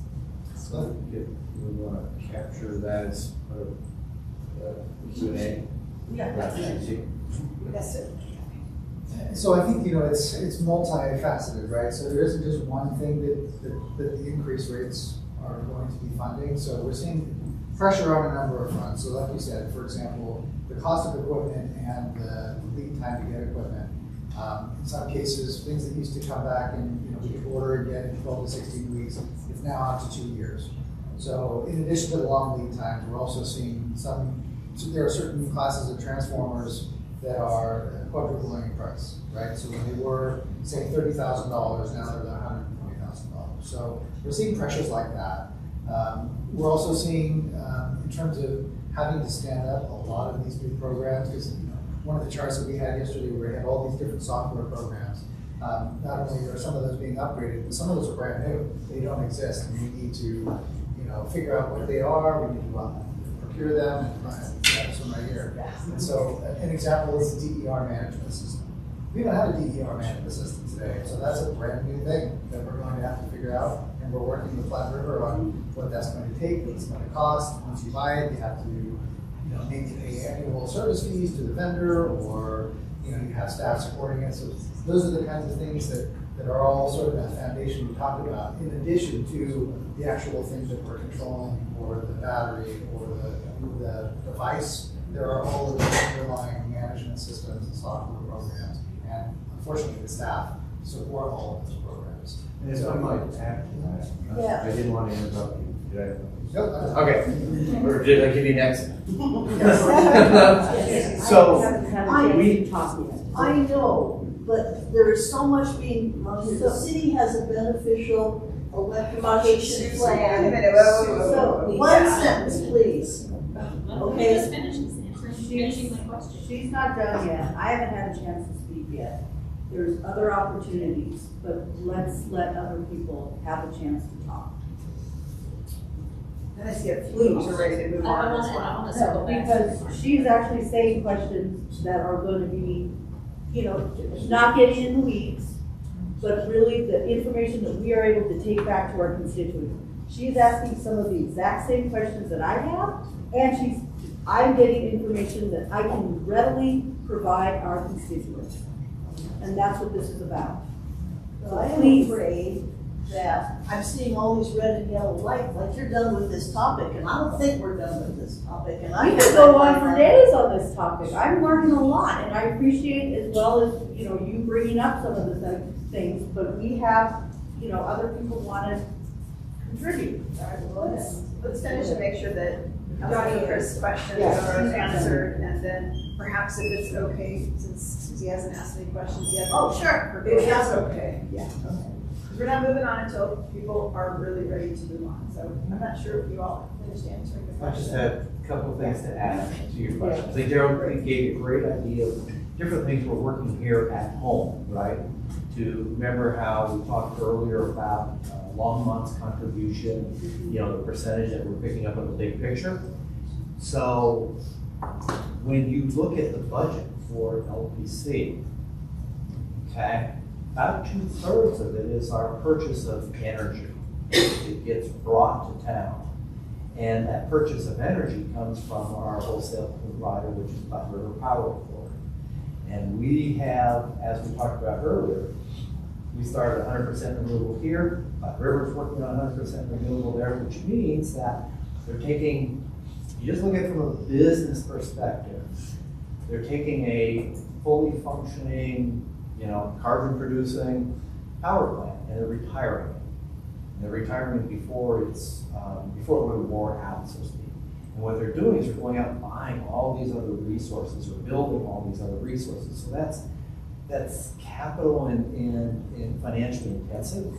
And so when we look at the transition of rates, part of that, 60, like I said, about 2/3 of the cost of our budget goes to those changes in wholesale energy rates that are changing because we in the other three cities And then board of directors were saying, push, do it, get that done, still keep it reliable, be, fiscally responsible.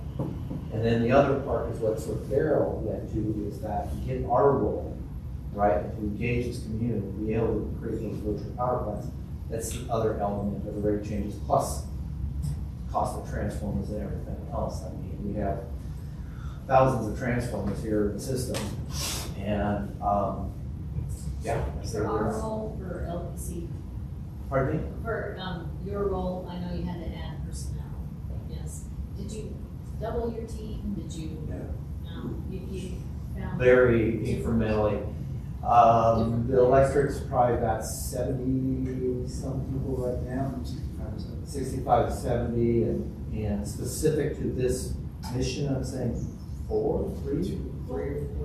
We've added, I don't know, 1 or 2, but we've also repurposed. Right, we've tried to repurpose resources. We're trying to work with the number of staff that we have and make sure that we have the right skill sets to help us address a lot of these things coming down the pipe.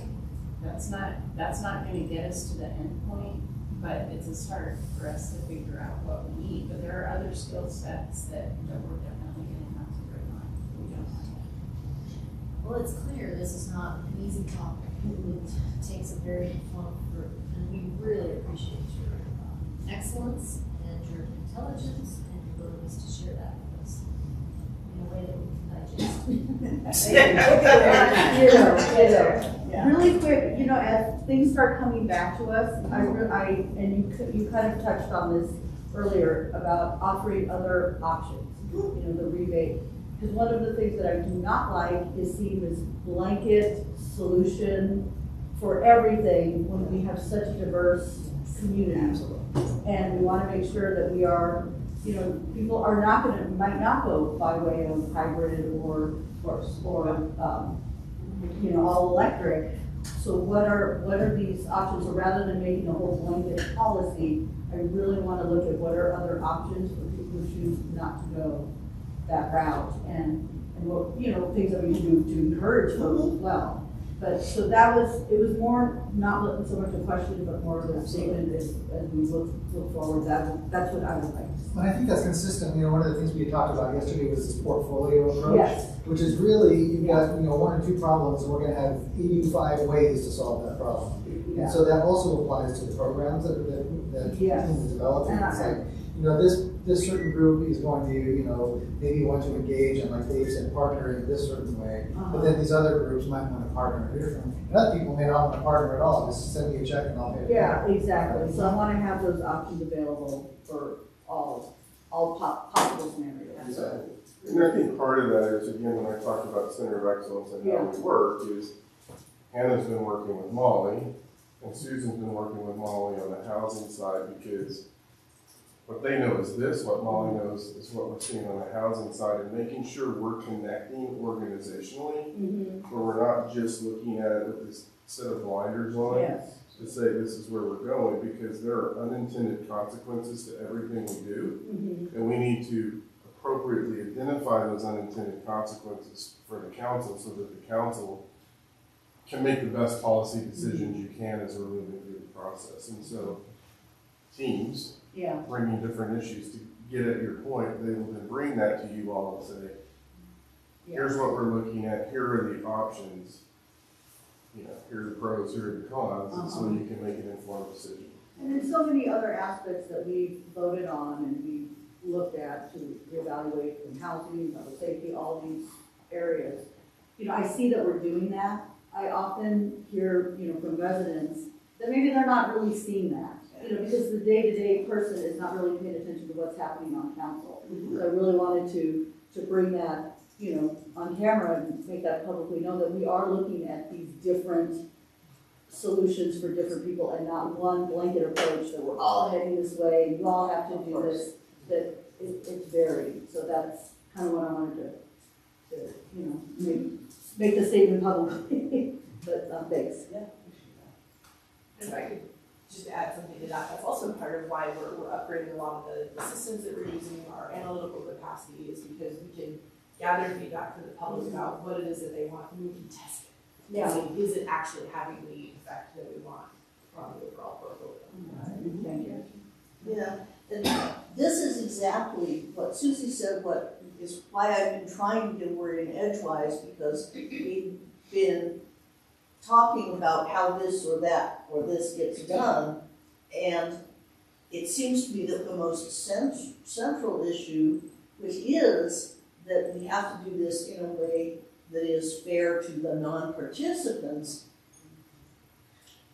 isn't being said, with results, Susie, that you thought that we were forcing people down. I'm not thinking that, I'm Okay, hearing that, so you're we want to hearing make that. that publicly and. All right, yeah, and that's fine. One way or the other, we need to emphasize that. And that's why things like solar gardening, like adjusting the rates so that the rich don't get richer, essentially, because that's not what we're about in this city, is making the rich richer. We're not. And so I think that that's needs to be said, and I want everybody to understand. I'm sure that everybody, when they came on council, read Envision Longmont, the city's comprehensive plan. There is a beneficial electrification plan, mostly about buildings. It was 2 years ago, so it didn't really do a lot with EV two-way. There's not much in there about that. But a lot of the questions that are being asked are set forth in pretty accessible language by that plan, and it was developed by a lot of us, including Mayor Peck and myself and Susan and Daryl, yeah, and Hannah. Are you there? Okay. Yeah, so developed by us, everybody who's talking here, and it explains a lot of this stuff, and it explains how it's developed in terms of how equity is considered in all of this. And it also answers questions like Chiquita's questions about charging. And, you know, there's a roadmap of code changes that need to be made. So it's an important document that already exists, and I think it's a great idea to boil that down into a data card or something like that. Be a good chance to update some things that have changed if we did that. The question that I've been waiting to ask is about something that was said. Will PRPA let us know how we're doing in terms of our distributed energy progress? And I'm thinking that we're going to have to let PRPA know how we're doing, right? You know, because Let's keep going. Lots of text here, sorry. I've heard this before, so I'm concentrating. Are we not going to be, in control of when we drain our batteries, when we ask residents to turn their thermostats in a different direction, if we, do things like that, when we are able to control some of our big city resources, the air conditioning in the library, or the fans at the waste treatment plant. PRPA, I assume, is not going to control those things directly. So we're going to really be updating PRPA on our progress. And there's something that I think is an important matter of policy that the council needs to understand, which is that we're in control of our destiny, and we need to, our actions in terms of managing our consumption are going to also benefit our residents, because when we use more power than PRPA can easily deliver, it costs more. And so we are, by doing all of this stuff, we're more in control of our destiny, and not beholden to PRPA as much. So I think that that's a really important thing, and the reason why I'm kind of disappointed that we're done with this subject already. I do have to point out that Molly, who is our housing person, does have to leave at noon. Okay. So I do feel like it does seem like people are ready to wrap up the conversation, and I appreciate your last points there, Marcia. Thank you. Is everybody ready to go ahead and move on? I would just say that you're not hearing the last of us. Yeah. We're coming back to council with some things that Hannah and Daryl touched on yesterday. And we will want more input on some of the evaluations that Brian and Raylan and Hannah have been working on relative to net metering and our other kind of rate, our value of solar. So don't feel bad, Councilmember Martin, that this is the end of what we do. Sorry, we're coming back with other information to share with you in the next few months. I feel like that's a good way to say it. You have not heard the last of these guys. Yeah, exactly right. All right. Sure, go ahead, Dave. We're going to go ahead and move the housing. Just that, like in closing, first I want to applaud the council. When I sit back and think about what your council meetings would look like, with all the different issues within this community that you are addressing and you dive into, and the diversity that you have on the council as far as your expertise and your passions, it is amazing to have had conversations like this, the depth that you've gone to, and like you said, the understanding you're picking up, and something that's evolving. I mean, you have professional staff here working diligently every day to learn these things, to make sure we know what we're talking about with the terms. But I just want to applaud your interest and applaud how just any time you spend on this amongst everything else you do for this community. You have a lot on your plate, and it's amazing that you do get to hear, and you do retain, and you do share that with the community, given everything else that you do. So just want to say thank you for that. Let's go ahead and just take like a 2-minute bio break, caffeine break, and let's bring up the housing folks. And welcome back. I see everybody is green and ready to talk about housing. So Molly has a brief presentation just to kind of, I think, walk through a couple of things for you to consider. And then as we mentioned yesterday, this is not an item that the council necessarily put on your retreat. This was something that Harold thought might be helpful because it is your #1 priority in your work plan as established today. So with that, go ahead, Molly. Sure. Okay, so we kind of just wanted to do partially a refresher and sometimes just looking at the current picture of what our housing toolbox looks like, the different ways that we can affect housing from the city side. So we've been working for about a year to really try and how do we frame this conversation so that the public can understand whether you're a developer or an owner of a single family home or someone who is struggling to find or keep housing from across the spectrum. So we kind of framed it as a who, what, when, where, and how. Not where, we're talking Longmont. Yeah. And for who, today we're talking city, even though we do have a ton of partners that all fill gaps in this whole housing spectrum. But we do want to talk about the what a little bit. So some of you have seen this about a year ago, which is when we first kind of said, what is housing for all?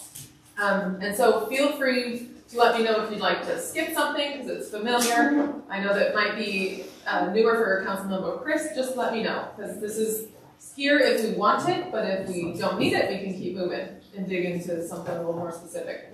Generally, housing for all, as we've been calling it, is lowercase affordable housing. So this is really meaning that everyone should be able to live in housing that is not cost burden in some from them, no matter what your income is. And housing does affect the entire community, everyone, no matter what income you are. So the general rule of thumb from HUD is that it should be no more than 30% of your gross monthly income spent on your housing payment in order to be not housing cost burdened.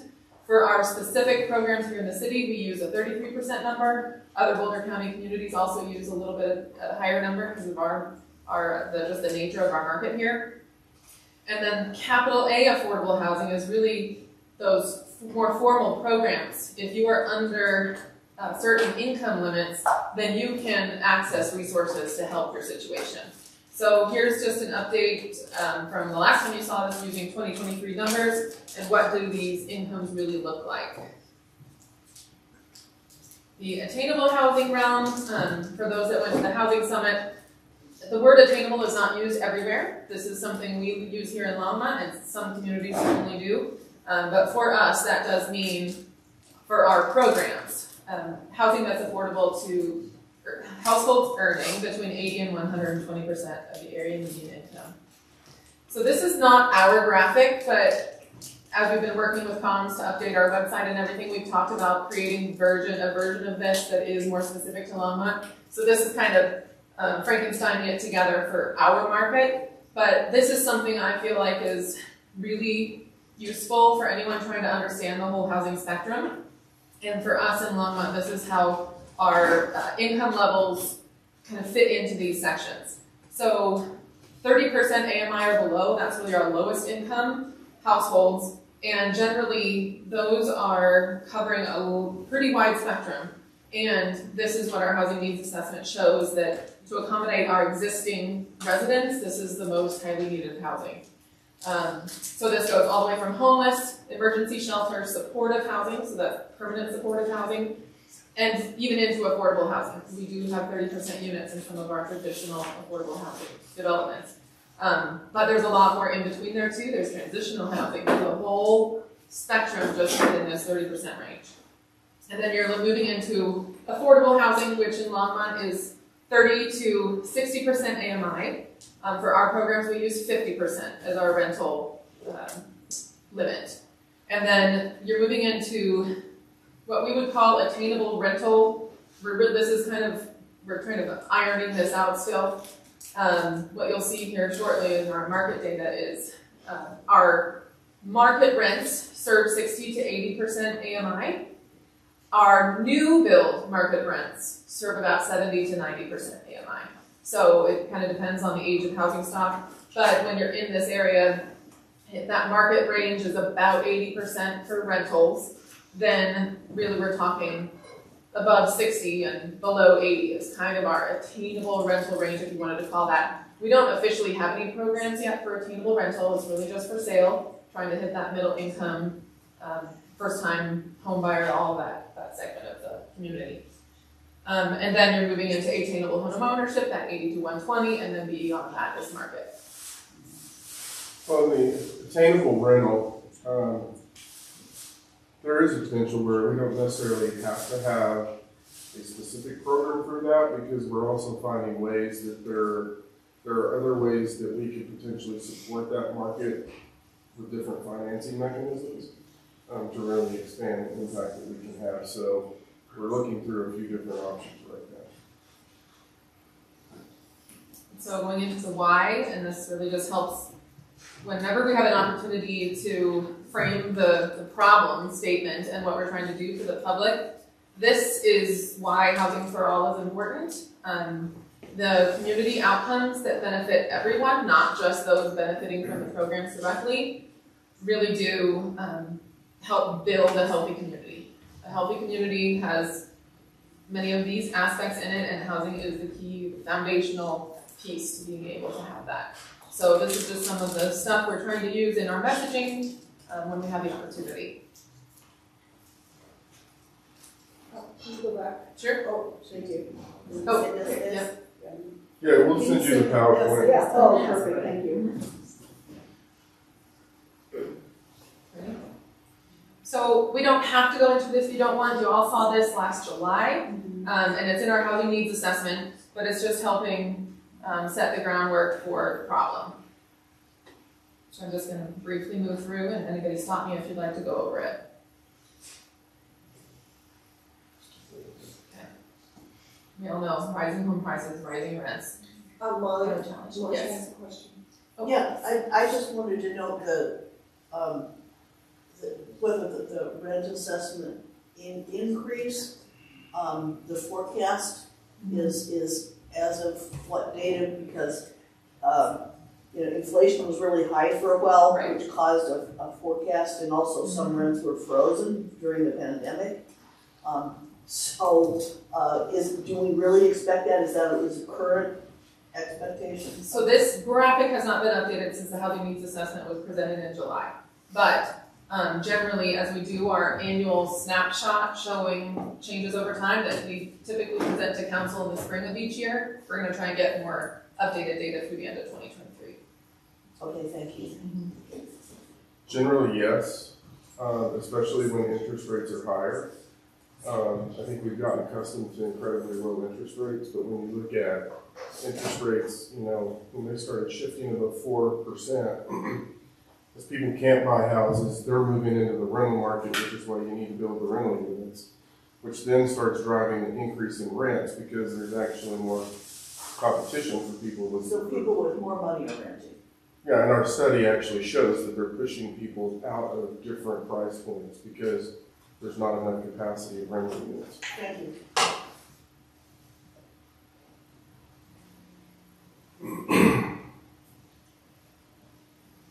Again, just pausing briefly on each of these.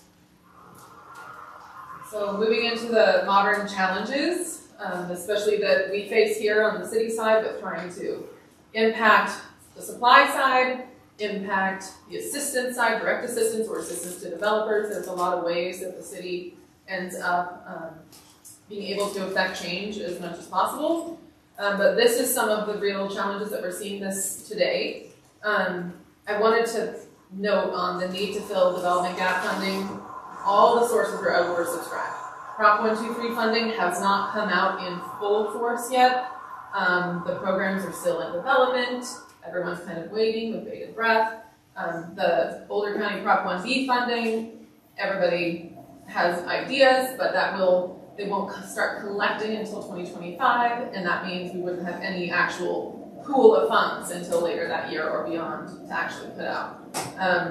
As we learned through this, the 2023 tax credit applications, Chapel was oversubscribed by 4-1, and the only projects that got a funding award were really those that had some really unique aspect to it or a unique supportive services model, even for higher incomes, or it was really the last phase in a large development that they're just rolling through and they're about to be done. Otherwise, if you didn't come with some things really unique, the chances of award were low.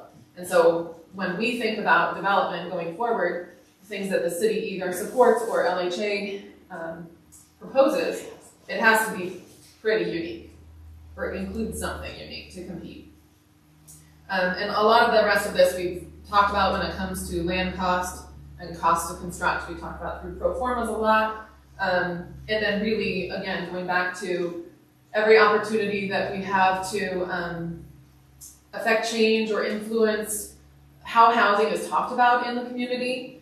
This is really what we have been trying to do when we have the opportunity, which is make it personal, because housing affordability, even if you are a affluent white owner of a single family home, if you do not have adequate housing supply in your community to house those at other income levels, your life is still affected. The health of the community is really an underlying basis of all of this. Also trying to reframe misconceptions. There is no data out there that supports that building affordable housing results in significant traffic increases, crime, changes community character significantly. It's all about the way it's done. And this neighbor interactions are one of the biggest hurdles to affordable housing. And in this case, even any housing, regardless of affordability, it's just what it looks like and feels like in the density. So trying to help change the narrative on lower income housing being available in your community and what that actually does, the perceived negative impacts versus the actual positive outcomes. Oh, and I did want to say, really, that post-suburban land use model, single family home, yard, garage, space, is really just, it's not viable for the majority of Lemont families, according to our housing needs assessment and where our incomes are. The how. This is our toolbox. Okay, so these are really broader areas in the city's toolbox. At the bottom, I do have a couple of our key players, which are LHA, and they have their own toolbox, including vouchers, tax-exempt partnerships that they can do as part of the development incentive. And then we work with Human Services so closely because that is really working at the lower end of that housing spectrum, and how do they all work together. But then really, when you're talking about the city's Housing and Community Investment Division, what do we have? We have funding sources that we work with. So these are federal sources. There's more than this, but this is the key ones these days. State sources, and that include tax credits are wrapped up in here. And then local sources. So this is something pretty unique to Longmont. We've got our affordable and our attainable housing funds that are served by the general fund transfers. And those are so critical because they are more flexible funding sources that are extremely desirable to developers, and it helps us help people more directly in an easier way. So I'm going to dig real into the inclusionary housing ordinance a little bit, because there were some questions that came up last time about inclusionary and including units versus fee in lieu and those types of things. So I'm going to give everyone a bit of history on this. So when council created the policy, one of the things that we talked about is land supply and how much land really exists. And so the council at the time, we had a graphic that had like knobs and said, how are you going to turn this knob? What are you going to do? One of the things that we knew is when we looked at the 12% requirement, and if it was solely allocated to developments that were being built, it didn't generate the number of units that we needed in the community. So the council elected to have the 12% requirement. They then said we can have the fee in lieu, which was consistent with the original policy in this. And then we stepped out a little bit more, and we had on-site, off-site building, which gives developers options in terms of how they're going to move through the various projects. And then we even have another option that says if it's something that's really creative, it can come to council. And so I know when we had the last conversation, there were some good questions about, well, if somebody is doing purchasing the land and donating it to the city, can we not approve the land donation? Council cannot approve the land donation. That doesn't necessarily mean that the units will be built on site. They can then pay fee in lieu, which via the ordinance does not come back to council, or they could build the units on site. So it was created as a flexible program so we could actually maximize the number of units that we're building in our community. And one of the things that we do know is that with fee in lieu, we're actually probably able to do 10x of what we would do if we had 12% just in the housing development. But based on the direction you gave us, so now we're trying to also incentivize that 12% to be part of projects by everything that we talked about in the previous council meeting. So we were just going to dig in. So again, inclusionary housing is one of our several tools in our toolbox. And so going more specific on that, this is just kind of the overall high-level view of what our inclusionary housing program requires. And then the options that Harold was mentioning are all here. All of these options can be selected, all or one or several can be selected by a developer to meet our requirement. We have, generally when you think about our inclusionary housing program versus others in the region, ours is incredibly flexible, which does make it more complicated, but it does offer options, which we are starting to see. Developers have selected some of these right off the bat since it started in 2018. And we are starting to see now that the fee in lieu is updated, that is triggering developers to look closer at these other options than they have in the past several years. Is there any questions about the options available?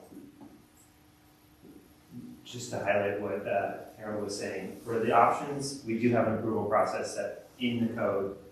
So there is administrative approval. If you do on-site, it's administrative approval. If you do fee in lieu, any other option has to come to council and has a few considerations that the council has to consider when we come to council. So here's just an example for the Let's Make a Deal option. It's really an opportunity for innovative options to come forward that council can consider.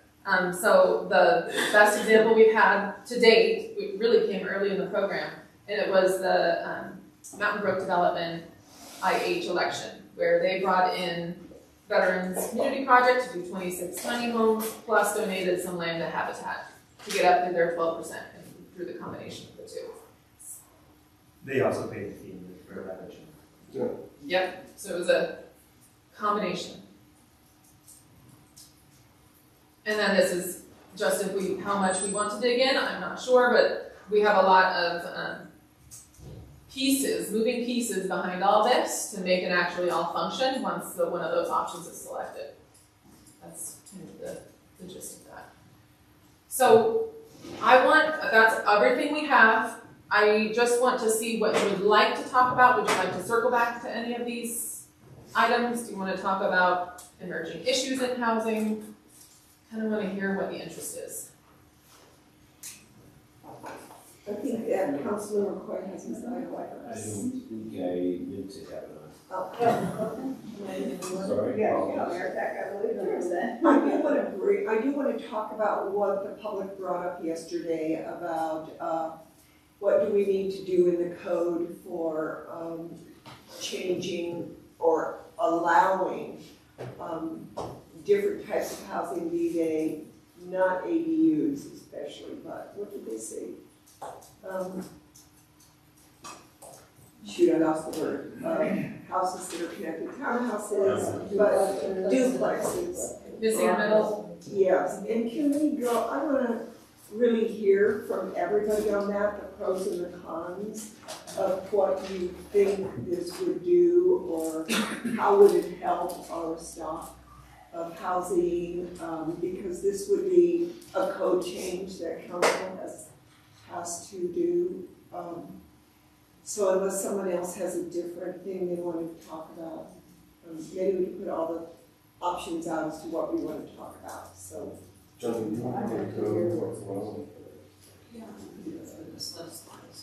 Yeah. So Joni will go over what's allowed in zoning areas. I'll try to do this to my best memory. Okay. So I do have a copy of that list and some of the requests that have come through. They've come through a couple different ways, and I'm going to reference the most recent one that you just got this morning that I think encompasses some of what we heard yesterday, as well as some of the changes and requests that were made that are more administrative and operational, which we're already working on some of those that aren't code changes. They're things that honestly we could do better, right, as staff as we go through development. So I think one of the recurring themes I'm continue to hear is about allowing more housing types. And I think particularly you've heard about that in the single-family residential, which is specifically only allows detached single-family. So there's a request, how can we add more of that missing middle? So currently we don't allow duplex, triplex, fourplex in that single-family zoning district. So those are certainly code changes that council could direct, and we could allow more variation in what we see in our existing single family. And as a reminder, single family zoning in Longmont has always been our predominant housing zoning type as a suburban community for many years. I'm also looking at things like co-housing, live work. Those are all in my professional planning opinion.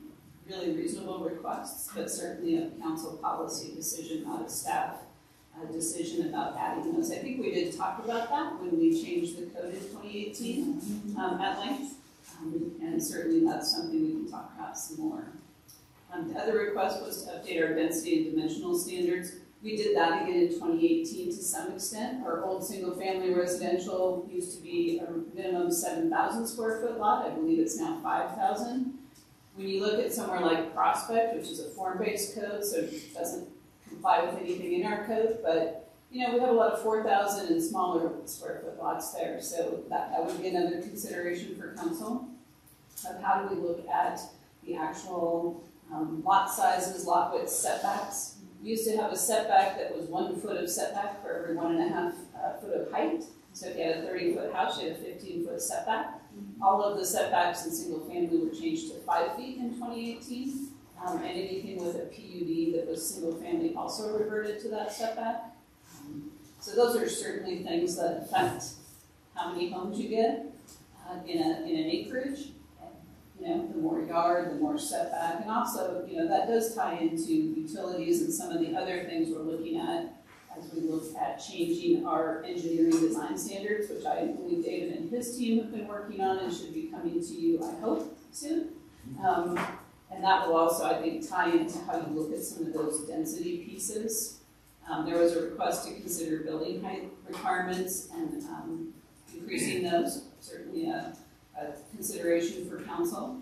And then reducing parking minimums. And you know, you heard from Ben and Zach on Tuesday night about the code changes for parking related to the state requirement for EVs. Ben also has a whole code amendment ready for parking minimums, so that's already being worked on, and we just didn't want to put everything on one agenda because that really, we could probably bring you an ordinance and say we want to do this pretty soon. And then accessory dwelling units. You know, I read the accessory dwelling unit state legislation and really compared it to what we allow. There's really a few key things that the state changes. I think we're actually a leader in that, and that's why the state senators came and got our evaluation when they did a lot last year because they wanted to model Longmont's ADU, which I think has been pretty lenient. But I do think there are a few things that they're suggesting that I know would require council policy direction, which is not requiring someone to live in one of the units. So that's something that council policy direction. We've had, when we redid ADUs and also did short-term rentals, I think we did that in 2020. We had a lot of conversation about that with council. Yeah, there are a few other things too that, the stock plans. So we actually do have stock plans.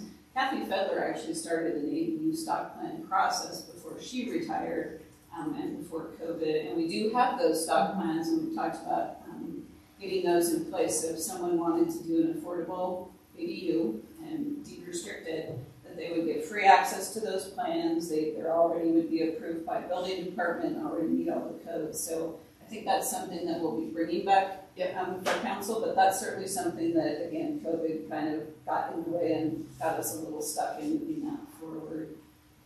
We did, so Root Policy Research as one of their last pieces of their grant scope that we received from the state. We asked them to help us give a national comparative look about how to incentivize the use of the ADU stock plan. So that is something that when we put the program together, we'll bring to you. And then I think the other thing was how we review ADUs. So when I was the planning director, we did not do site plan review. We did site plan waivers for ADUs, and they went through building permitting. That process changed with council policy direction to staff, so those do go along with the noticing. So we added notice and increased notice back in 2020, I believe. So those are some changes that, you know, we've kind of gone back and forth.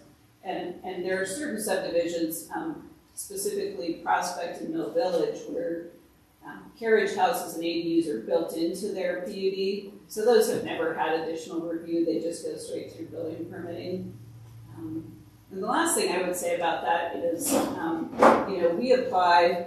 We don't require that you pay water or sewer fees, right, for an ADU, because you already have water, sewer to your lot. So as long as you stay on one lot, our utility policy dictates you can tap into that. So that's a big savings.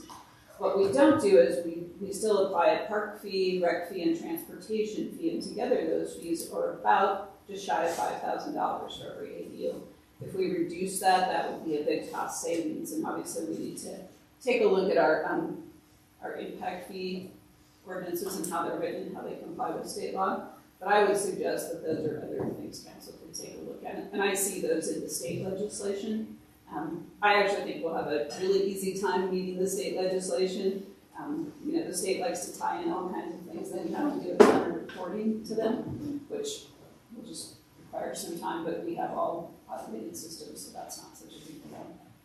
And then finally, there were some really good changes suggested. I think Pam, Maura, and others are talking to Grant, who is our ombudsman, And as you know, Grant will be the interim planning director starting later this month, as Glenn is retiring. So Grant and I talked about this last week, and he's already working through some of the checklists and things that don't require council to direct us to do. They are simply process paperwork, what we're asking people to submit. So Grant's been going through those suggestions that were submitted by LADP. So that's kind of an overview of what I see on the most recent memo and how council could address it with directions to staff for some of the things that are code related and land use related versus some of the things that we certainly can just do as staff.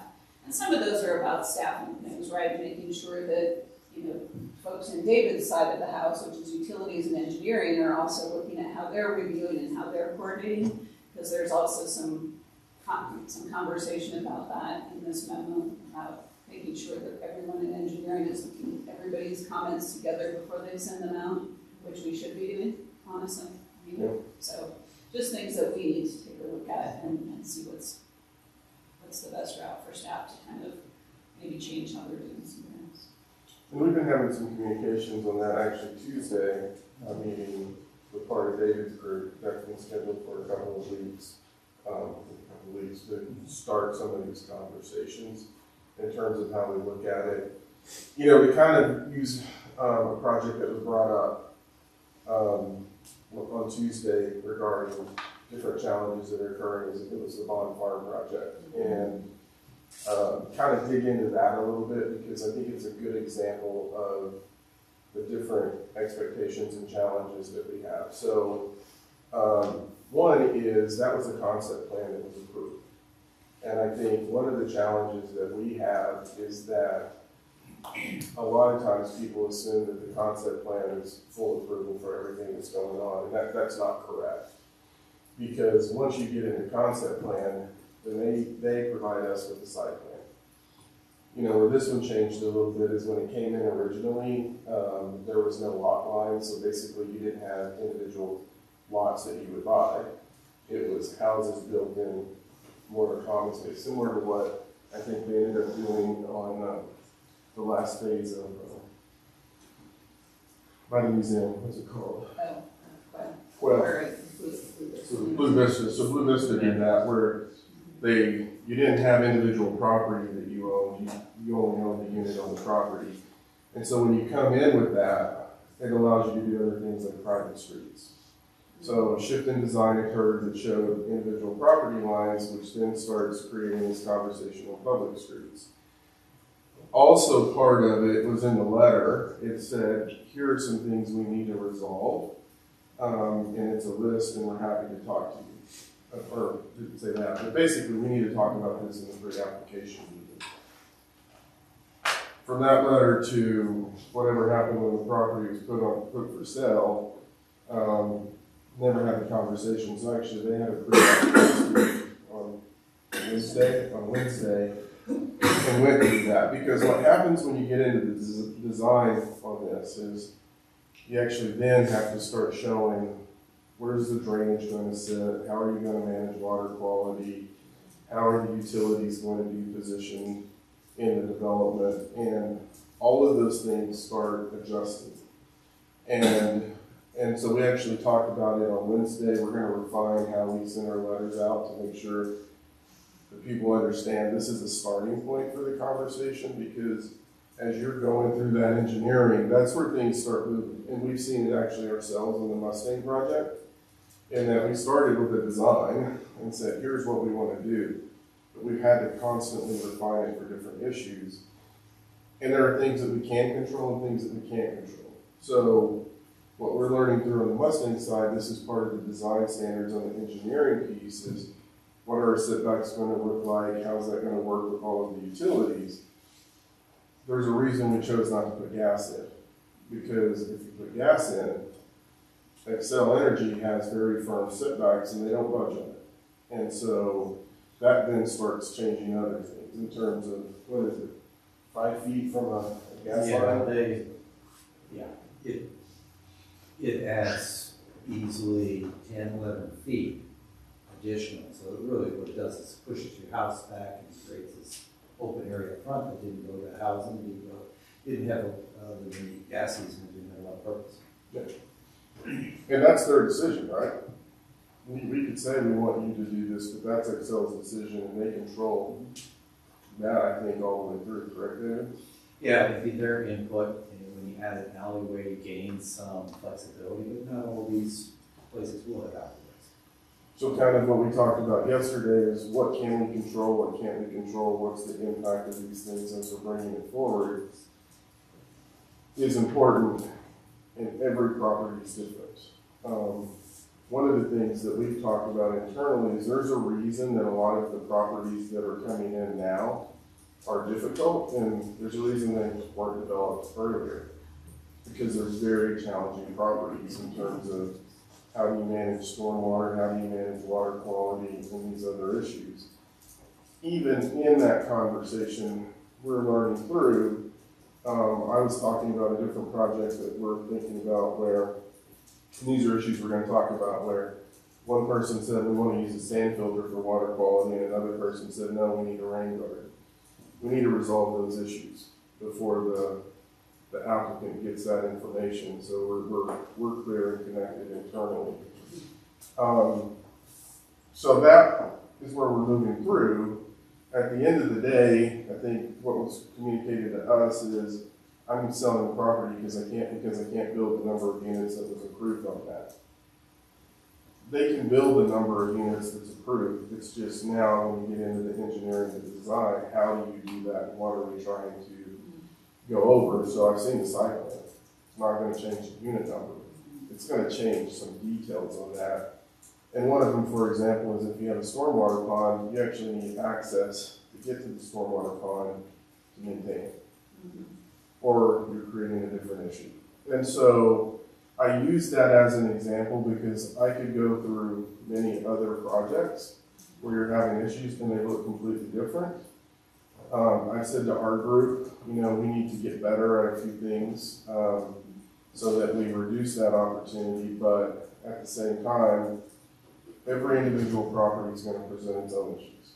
And I think we ran into it on an affordable project on Mountain View and Pace that was a nightmare from a stormwater perspective in a ditch because you had an irrigation ditch on the property, and then you had stormwater to deal with, and then on the ditch side, you then tap into many different issues that you have to work through in terms of transportation of water and what that looks like. So that's kind of I wanted to answer the question in terms of the Bond Farm issue that came up Tuesday.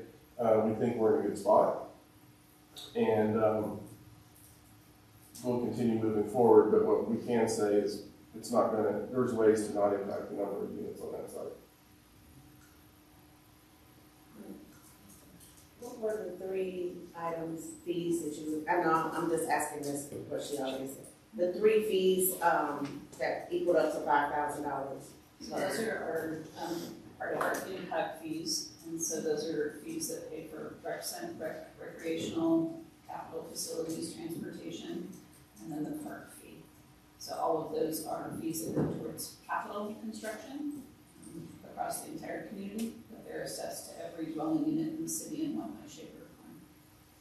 And I will mention that your school district has been waiving their school fees, so we do not collect the school fee, but the school district does, so they have not been collecting their school fee on ADUs. That's been their policy for several years now. That often comes up as a question. Why is it? We have any Finish, let's go in line. Then when your questions are answered, turn off your light. They just determined that, Sean, and let us know that when we, talked about the fees, and as we, we have a dozen or so ADU permits every year, so it comes up, and that's kind of just been their standing policy. Because they don't think it generates, kids, basically. Yeah. That's why multifamily has a lower school fee than single family, because it's really about what's supposed to be generated from a traditional family perspective to their policy. Joni mentioned state statute and impact fees. Those are highly regulated by state statute, and you have to be really careful when you're starting to move in that world and how you approach it. There's really only 2 carve-outs on impact fees, and we're talking to Gene, it's one, affordable, and we think attainable can be in there, but if you do that, you have to ensure that that's what is going to be built. Otherwise, if they say it's attainable, and then they build something that's market in that impact fee, then that starts creating issues. And Chiquita, those are, as part of the fee waiver program, those fees are waived for affordable units as part of our, the offset of the fee waiver program, reduced or okay. So we are hitting the mark on the state statute requirement. ADUs, a little different animals, so we just need to, we would need to figure that out, should council.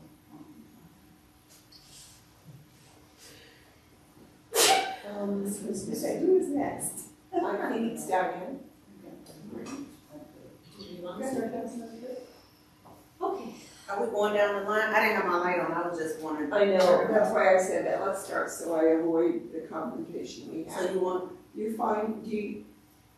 Only thing I thought you just wanted to know, what do we feel about the variations of, housing? Right.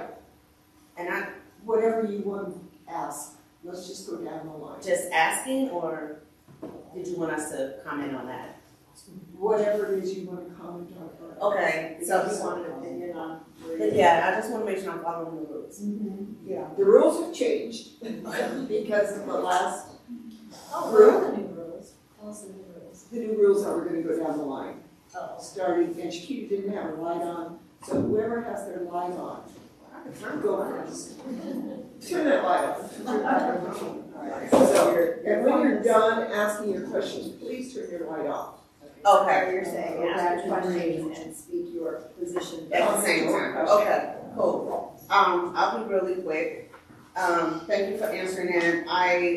Two questions I want to ask. I know on Tuesday, some people have brought up about how do we speed up the process, or can we speed up the process of, and I know we'll probably have to bring this back for those who are applying for ADUs, to make sure that, because it takes a long time, right, to get approval for ADUs. How long does that take?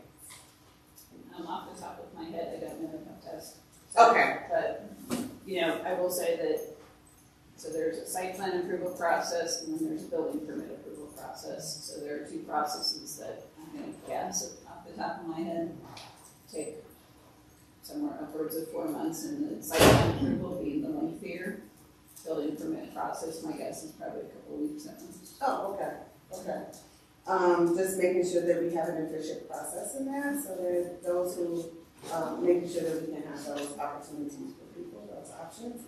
I definitely approve of having more variations. I mean, there are parts of in town, I wasn't on council in 2020 or of course before that, but I mean, we have townhomes. I love the ones on Terry Street. When they first came up, oh, the brownstones, oh my goodness, I fell in love. I was like, ooh, I want one of those. Anyway, I think it does bring more character to our city, and when you drive in different areas, you see different types of properties, and it's mixed in, and I myself definitely approve think we should have more variation, and looking at some of the older duplexes that are in town.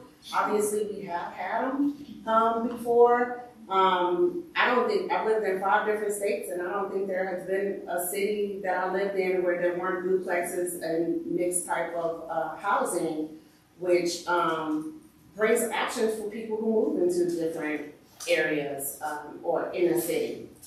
And I also wanted to bring up, I know there's some areas in Boulder, like North Boulder, that I've seen tiny homes that are mixed in the area, like off of J Road, I think it is, over in there. So I know we did the Veterans Project for the tiny homes, and that's in a separate area. I don't know how council will feel about that. What about those people who are transitioning, having tiny homes throughout areas within the city to where they can transition into maybe an apartment or something else, a townhome or a duplex or something like that? But sometimes we all know that there are people who just need a place to lay their head. And then something that they can call their home temporarily while they're receiving supportive services as well.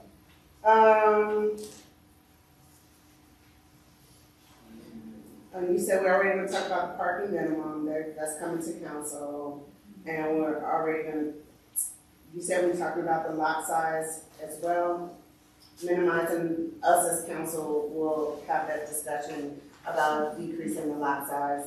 And we can talk about reducing the fees or eliminating those impact fees for ADUs. And how we can speed up the process. I think I'm good. Okay, thank you. I'll turn my light back to green. Oh, I don't know. Diane. Thank you. Okay. The housing needs assessment in July, I think it was in the council chambers, but do you remember what date that was? And July 18th. I'll go back and review it again. I remember I had breakfast yesterday, so. I repurposed slides out of that presentation a lot, so. Okay, so, I heard you mention that 12% of all new developments do not provide the required housing. But at one time, the city had a 10% rule. And over, the period of people buying and selling that, we lost any kind of inventory that we had. Have you done an assessment to find out if 12% of all neighborhoods would fulfill the need for housing? All 12% of our whole housing population. 12% out of each apartment complex, out of each, single family home development, would that fill our need?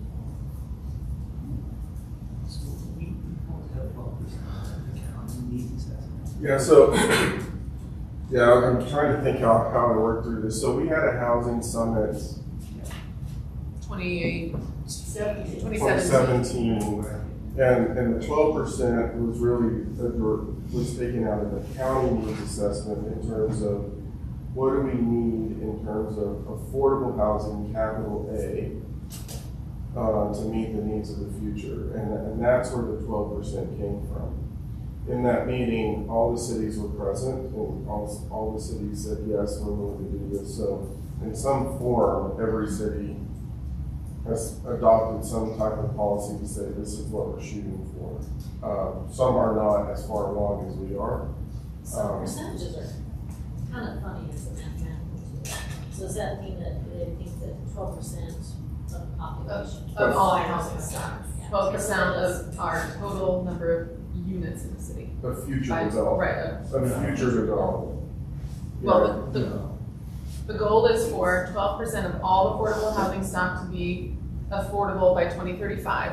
Yes, we cannot necessarily always go back and change what's already been built unless we acquire and convert it. But going forward, that will help us reach that goal based on what we already have, which is over 6,000 units, and what we still need, which is just shy of 6,000 more units. So and that's just capital A affordable. Right.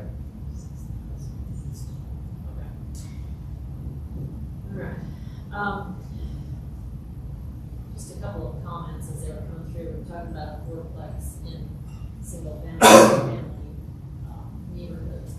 And I think I brought to council last summer a newspaper article about how people are moving from Denver to Longmont because they're looking for a suburban experience.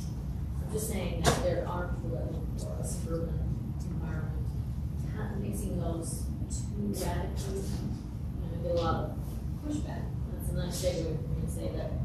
Thank you, Joni and staff for addressing this issue. I've had over 20 emails just during the retreat about townhomes that are going out on California, 66. 24 units. It's there are paired housing there already. And I think what's interesting about this, Molly, you mentioned, it really isn't about how much traffic it creates.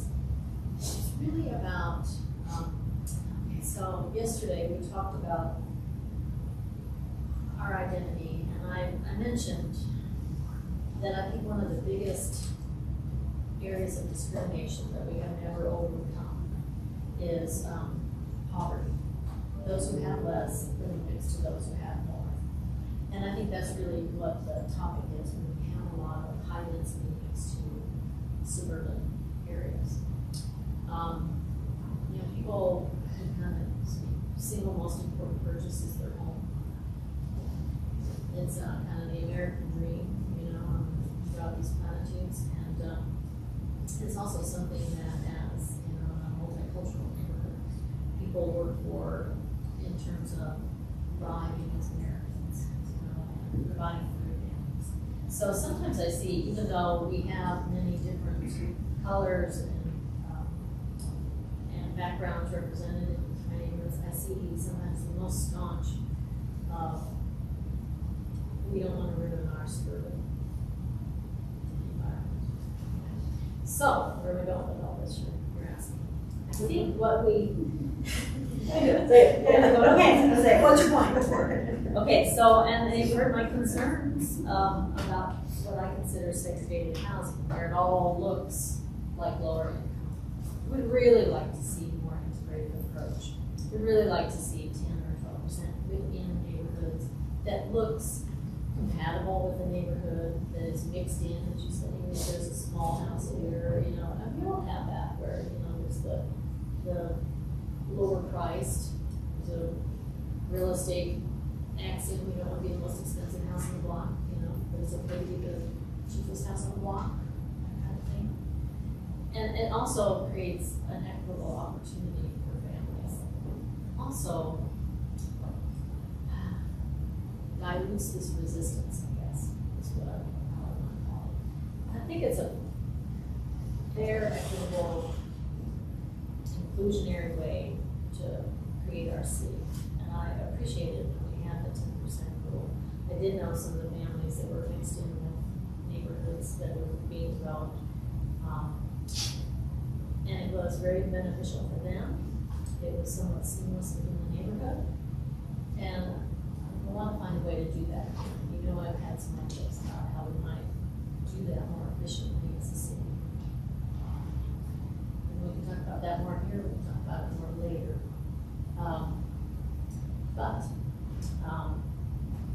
I would like to, before I turn off my button, I would like to say about ADUs, one of the problems that I have with detached is, one, it makes it obvious that there's not a unit.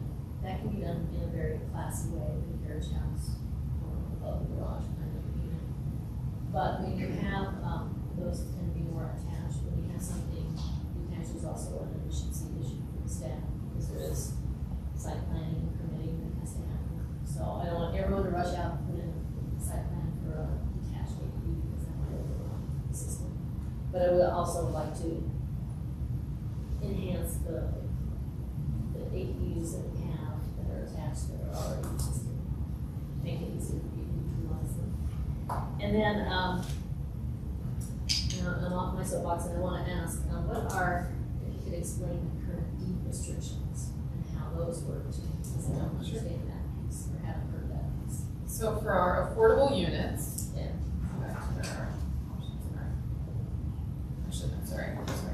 There it is. For an affordable for sale unit, it's deed restricted as permanently affordable. So for the end of time.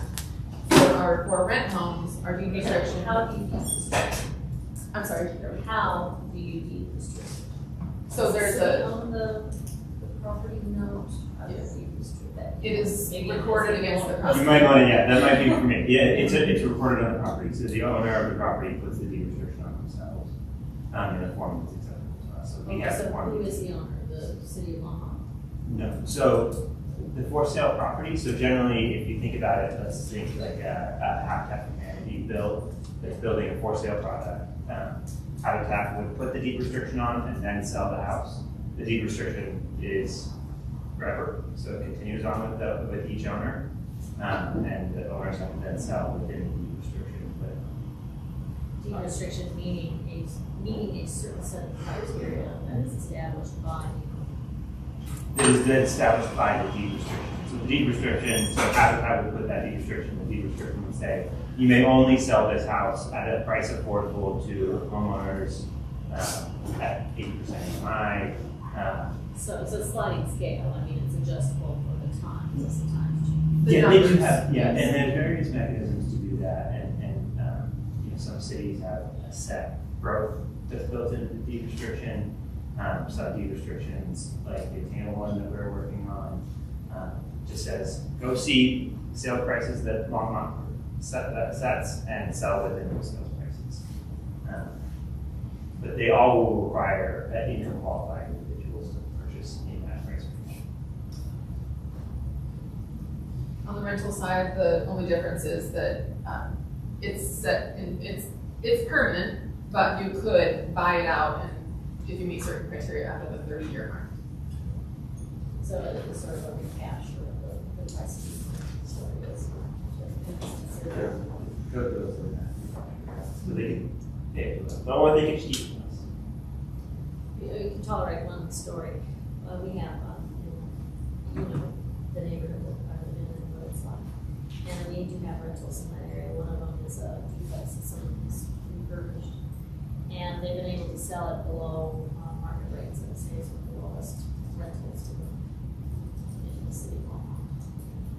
And recently it's been empty, and the requirement now to rent that to either side is you have to pay $4,900 a month for a 2-bedroom with that. So that was surprising to me. So I decided to look within my area to see what else was for rent, and I agree that most of them are about 1,900, maybe as high as 2,000, which is just to be more of an attainable market. So I started asking questions of the landlords, and I got some interesting responses. They say that construction expenses to repair doubled. The water has gone up quite a bit, some of us still have yards. Particularly mentioned, you know, skilled professions, you know, HVAC, plumbing, all that you sometimes need to work on your units have doubled. But it seems like one of the person who was trying to qualify renters mentioned that they had a hard time qualifying a skilled professional because they were only making $25 an hour. If you're not over $4,900 a month, you should make $30 an hour. Diane, can I interrupt you? Yeah. We have a little over 15 minutes and 4 other people that want to. That's my story.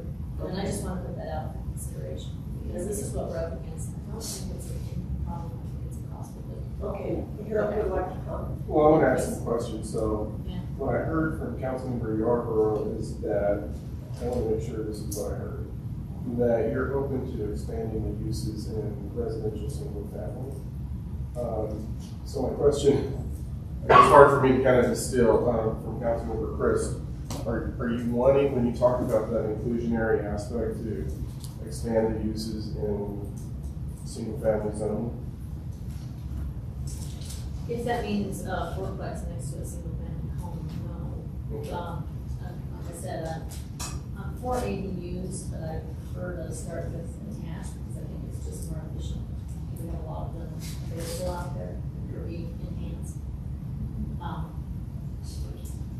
I think I'm going to talk to inclusionary housing and there are open lots out there. So, you know, if we want to build something that's a little bit smaller, we must look at a per item basis. But I'm more interested about the numbers. You're saying that if we get 6,000 units, we do 12% everywhere. That's 12% is a good number for the city. We look at the city as a whole. And that's capital A affordable. It's what? Capital A affordable, that. Per month. Deed restricted. Then I would like to see more people. And we have that other program that's in there. Which is, you know, a plan to buy, you know, to buy and to eventually own or be able to resell interim. That's sort of the deed restriction. Okay, thank you very much. Thanks. Thanks So for your patience. I'm gonna put in my 2 cents. So we for years, we lived on Bone Street, right off Spruce. So, you know, like, you just took Spruce all the way down, you end up in our living room. This house, I believe it was built in, and I have it up as a assessor's report, because I think in the early 2000s, and so there might have been code at that time that permitted this in a single family home area. They built 3 units behind the main house, and they were all detached, sorry. We lived in the main house for several years, and then the 3 units behind us. And so the way it was constructed, so then it goes back to design standards, you couldn't even really tell that there were other units back there. You know, and it was feasible, because at that time, we paid $950 for a home that was built in '56. It was a pretty large house, it had a basement, large house, and the people behind us paid about $800 per, you know, for their, and each home was about, I think it was 3 bedrooms, 2 baths, and ours was 4 bedroom, 2 bath. So, you know, there are ways that by expanding that, so just, I agree with Councilmember Yarborough, is that we need to expand our uses for these single family dwellings, but looking at those design standards that would accommodate. And, you know, also keep in mind that not every single resident is going to start throwing in ADUs because they're allowed to. So, you know, just, but I want to be able to allow for those opportunities, so people still have the feeling of living, like we still felt like we lived in a single family home, but we have 3 units attached behind us. So, and then I look at what this next generation, you know, I'm still serving my capacity as vice president of our teachers union, and looking at all these younger teachers who are buying condos or townhomes in Berthoud or out east because they cannot afford to live here. And a lot of these, you know, a lot of these younger educators were born and raised in Longmont and came back to work in St. Vrain and cannot afford to live here. So really, I wanted to stay the course in addressing these key issues. There are ways when we look at design standards to, and I really want to look at those closely to kind of make it, you know, to ensure that they are compatible with the area. You know, I lived in a house for years that was compatible, you know, it was compatible to the area. So I think there are ways we can make this work, and I do want to continue and stay the course, because I think if we start ripping things out underneath, it's going to derail, and we're not going to get anything accomplished.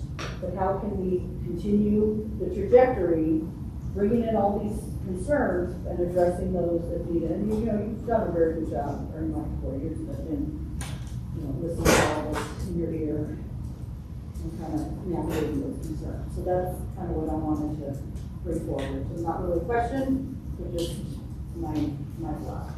So a couple of things.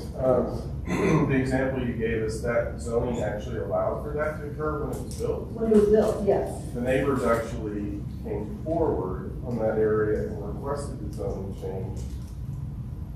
So in the late 90s, I think both the Bond Farm neighborhood and historic East Side were basically downzoned from single family, and anything that was and then we put in, the council put in a density limit. So historic East Side was 6 units per acre per block, and this area down here was 8 units per acre per block. And so we saw, and then duplex, triplex, and fourplex, I think were allowed by conditional use.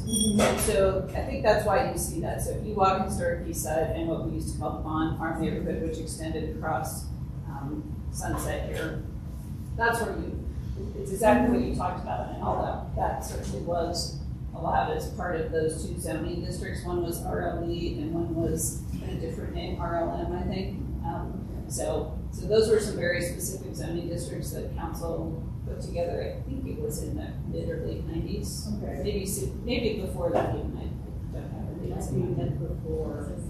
But those are, I think you're all talking about how you see things in town that look, you know, as they do, where you have a mix of uses, and that was very much also brought out some concerns by some neighborhoods of not wanting to see more apartments and like bigger units placed within, and so their request had council kind of make some of those conditional uses, which I will say is a public hearing is a pretty intensive process to get a unit, so that might have been a great solution in the 90s. I don't know that would be the case.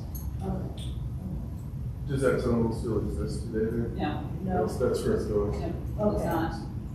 So it was there and then it was removed, and so now it's R1? I'd have to look, but this one, I think that's true. Is this a direction that, you know, based on your expertise and what you have seen in the housing building realm, is this the direction that you would really want to go back to, or looking at other solutions as far as for ADUs? I think that's a council policy decision. Yeah. So we want to staff that. Okay. Staff generated decision. So, But I would encourage you to take a walk through some of the neighborhoods and really look at some of those mixes, because I think that will maybe inform how you see that and whether or not you can actually tell there are more units or not. I think there's something to how that buds into the character, which is also an important component of how you do it. Then we can schedule a tour where we can take you through different areas as a group one day. Yeah, like that. That would be fun. Yeah. Okay. Okay, All right, Councilor. thank you. Just kind of addressing kind of broad scope of things. I think our downtown area and the Sugar Mill area is where we should be considering these sort of height restrictions and that sort of thing. I think that's really where it would be logical. If you see any city as they grow and develop, that's where they focus on those height sort of restrictions first. That seemed to be a comment made by some of the folks that came to public invited me heard yesterday. I think having grown up in Old Town with these kind of hidden little spots there, carriage houses, ADUs, and others like that, I think that's kind of a characteristic component of Longwood's housing and everything. But I do think that we don't put in things like fees for recreation and all that just because we don't have better things to do with our time and money. And these things are not the sort of things where it's maybe politically expedient to go ahead and try to get rid of things that we have attached our bond into and other things like that, whether it be our sales tax on food and other things like that. This is the same sort of thing. We have to continue to do some of those things because that's how we support some of our stuff, even if it's not very large. Now, as far as ADUs requiring certain one of the buildings on the property being used as owner occupied, I think that's a must. Otherwise, I think it's going to be a lot less of investors trying to come in and do that.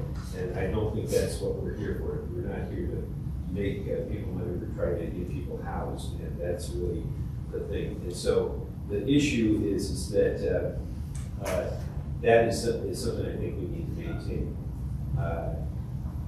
We have done a lot to speed up the process.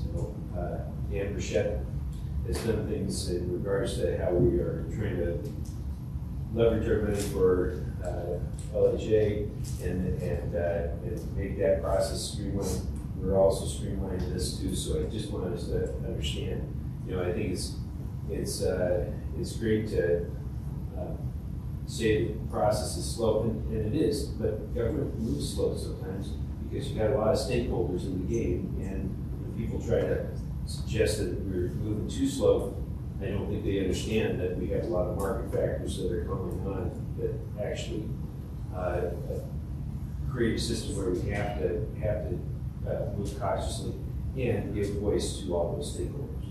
So the thing is that having been on plan and zoning when Prospect was going on with the issue around row houses, I think that's a good idea.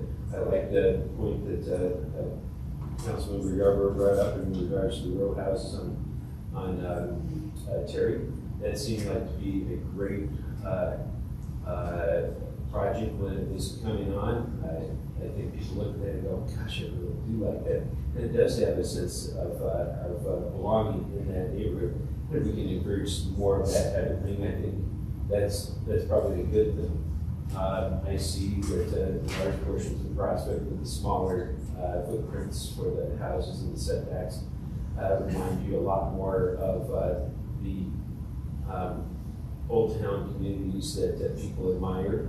And they, by doing that, you also, when you build that tree canopy that's part of that whole scene, it really, having been out as out, canvassing neighborhoods and things like that, you could honestly feel the difference in intent by the fact that the streets were not as wide and the canopy was higher and over there. So that brings down some of that aspect of the climate that we are getting impacted on. And I think that reduces energy costs and other things like that. And I think that's a very positive thing. I think I've made all my points. Okay. Do you have any, So I'm going to go to the two questions again. So am I hearing that yes, you want us to look at increasing the uses in single family residential? As long as it's to the standards that I think Councilmember Dr. Ferry was pointing out in regards to the appropriateness of it. Okay.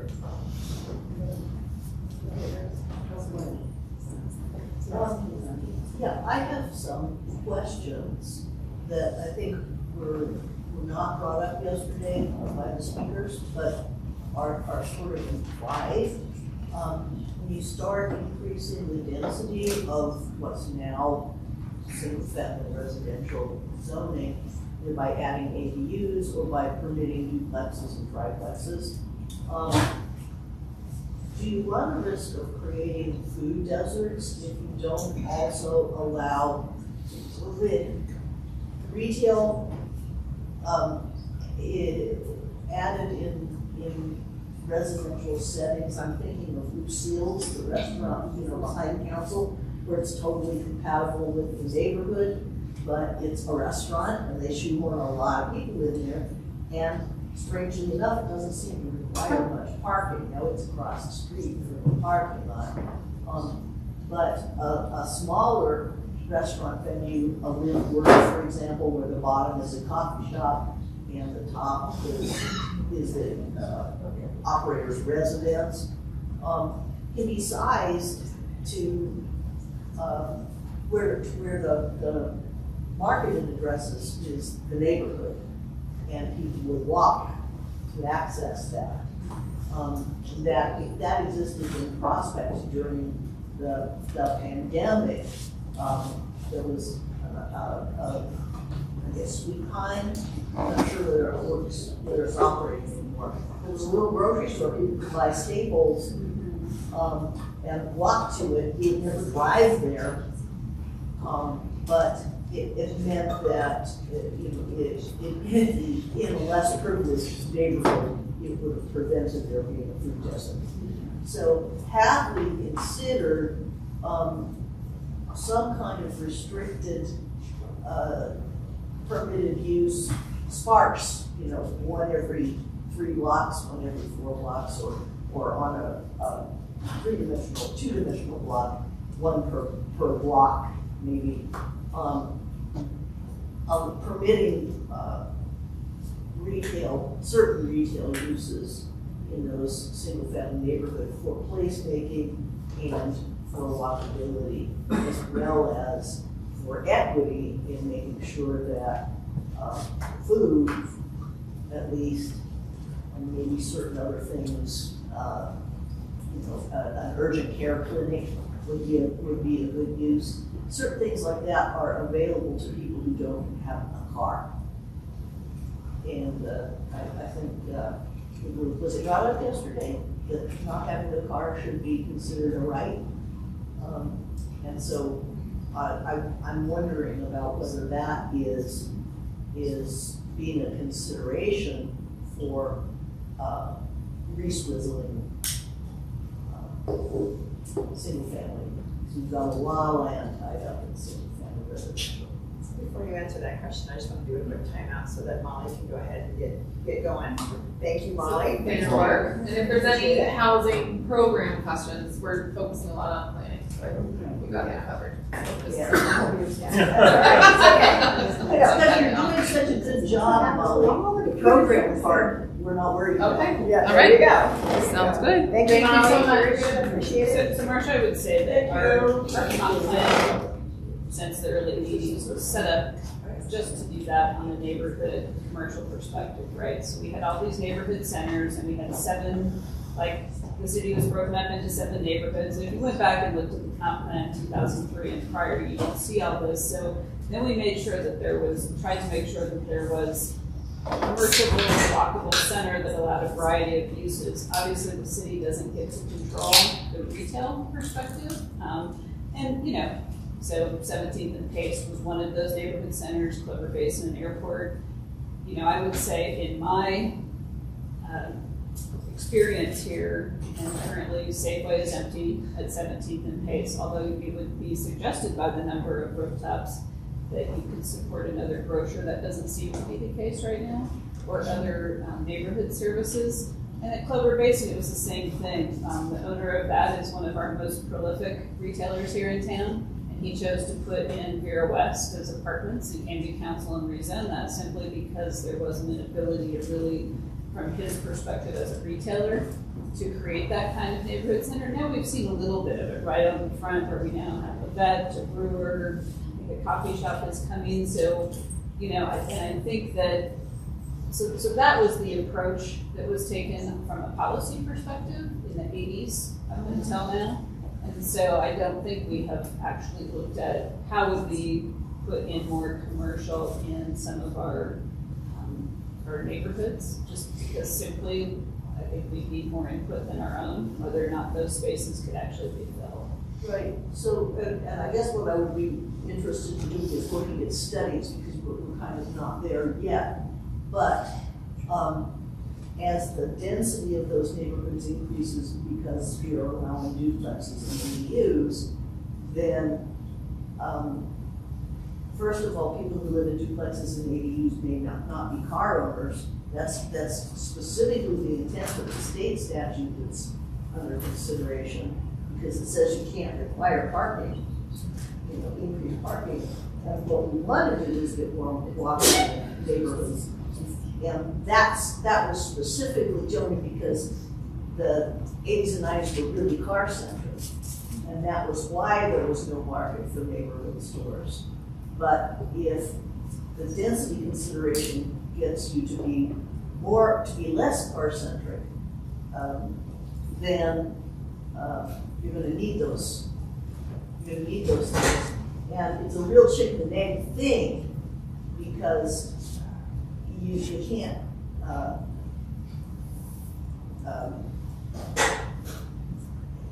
it's hard for me to If I can jump in what you're thinking. express. Yeah. I think what Joan is saying is, even today with the density, the market's not bearing that out.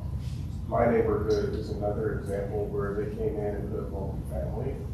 That area was actually designed for commercial. And so even when you have rooftops and disposable income, the market's not filling it. And I think that's part of the broader retail world and how people are managing where they're going to maximize people coming to it. But where we've seen those areas built, we've actually had the market come in and change to housing and other components because they're not seeing that. They can't get people to be willing to move into it. And, you know, I think you mentioned it yesterday, Prospect, people tend to turn in a lot of those businesses on a regular basis. It's just an interesting dynamic right now. And so, I think to Joni's point, that's really, I mean, we would have to incentivize it. Yeah, and we would need to do a retail study to understand what's the market really going to bear. I think what we're saying is we're seeing spaces in locations, and it takes a long time for people to fill it, even when the densities are there. Yeah, well, it's changing hands. I'm not, I guess you're saying the density is there because of the existence of apartment buildings. because we don't have ubiquitous ADUs in duplexes at this point. And I'm saying in anticipation of that change, do we need to at the same time do that? Now, this is what we're looking at the reason why Prospect didn't get upset about the apartment building going in to their neighborhood, because they wanted to provide some stability for their retail section. Yeah, we'll have to do a retail study to figure that out. Can they be combined? But dwellings above. Good. I think that's been somewhat successful, hasn't it? Yeah. So, I'm sorry to push this, but are you finished with your comments and questions? Yes. Okay. Next. Can I ask the question? Absolutely. So you kind of, the different uses in RS1, you want us to look at that or not? Well, isn't that something that would need to be voted on and be council direction? I'm just getting your perspective. I'm asking you all individually to see if that's. Okay, well, my perspective is, and I think, I talk single occurrences versus you were talking strip malls. And I'm thinking more on the paradigm of the Village Tavern, or West Side Tavern, where there's one, and it's the same in Prospect, the one that's the most successful. It's a one-off, it's not the one-off in the retail section. And so, I think that if we are going to retrofit more of Longmont into new urban patterns, that we would need to do that, because that would get people in the habit of walking their neighborhood if there's a place to go. So I'm hearing yes to looking at more diverse units and single family. Yes. Mayor? So my comments are, per Councilor Chris' comments about selling the attached units to someone else and then the rent is escalated. I don't understand what the stock plans are and how would that affect that decision. So could you bring back to council, when you bring back some of the other things that Harold is writing down? Stock plans, does that affect not only ADUs, but any kind of attached housing and townhouses? So once we understand what that is, then we can have that discussion, I guess. The other thing, per Chiquita's designs, Terry, I totally agree with you. I love those things, but they're market value. So, and that was my question on the stock. How do we get, not necessarily, well, I don't know, would it be deed restricted? These would be individual homeowners that would put in housing that is paired or a townhome, or how do we keep those affordable? Because just allowing them does not necessarily meet what we need in our city. And as far as design standards, we need to first do what Envision Longmont says, that it has to be compatible with the neighborhood.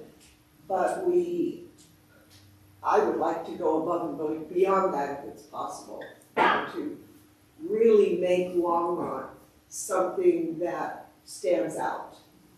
Not just, and I'm very concerned about apartment buildings becoming, what is the term? Ghetto-ish after a while. And I think design standards would help with that. I don't know, it's just my assumption that if they are presentable, that you feel proud to be there, etc., then the care might go up. It's just, so those are my comments. I do want you to bring back, I agree with ADUs, I agree with the paired homes, how we do that is very important. So, that's it, that's all I've got. All right, well, I'm seeing at least 3 yellow lights. I'm feeling like people are. Are y'all ready to move on? Yes. Yes, okay. What do we have left? Isn't this it? Well, we have the ballot debrief yet. We have a quick evaluation of the retreat overall, and there's some lunch here. So it's really up to you. We could stop and grab a box of lunch, or we could finish the debrief and then we can have lunch with you. Can we have your choice. Can we have a working lunch? Sure. Yeah, it's whatever the council would, however the council would like. Whatever you want to do. Yeah. If you're, Grab your lunch. grab your lunch, come on back. All right, so why don't we take a 15-minute break, grab your lunch, get some drinks. As soon as you're back together, we'll do the debrief and the evaluation. Okay. Well, this is kind of a popcorn piece where we're not necessarily going to go around or anything, just kind of share your thoughts.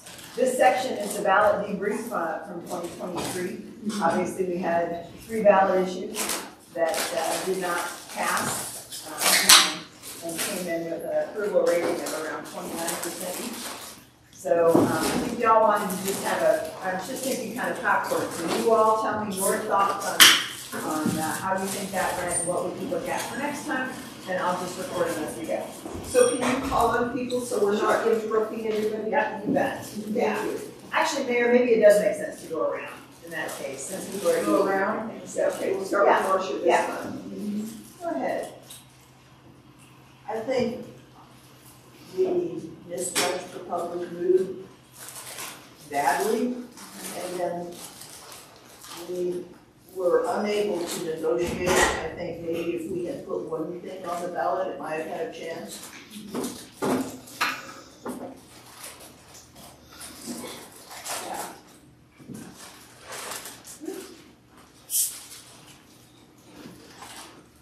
It's good to have people watching typing.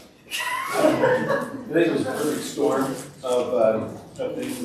We had all of a sudden a reevaluation on everybody's taxes, and then that seemed to hit people pretty hard. I think there was this kind of on again, off again sort of inflationary concerns that seemed to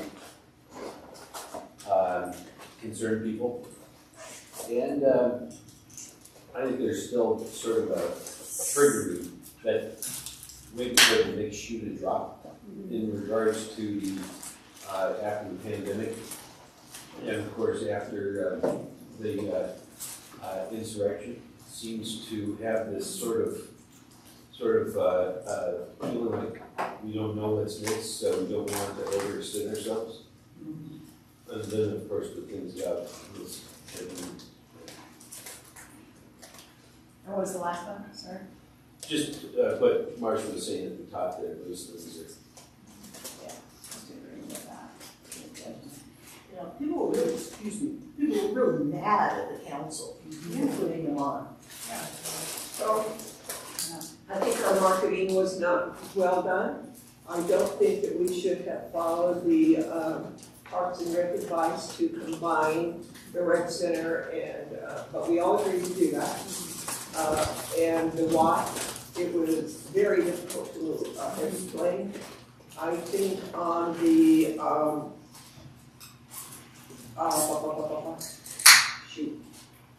the event center, that the people thought, the residents thought that it was going to be for local, for LSO, as well as for local bands to have, when really, in order to make money, it had to be more than that. So therefore, it sounded incredibly expensive. And they also did not understand, I think that we should never have had the presentation by the sugar factory at all, because they assumed that council had already decided that was where it was going to go.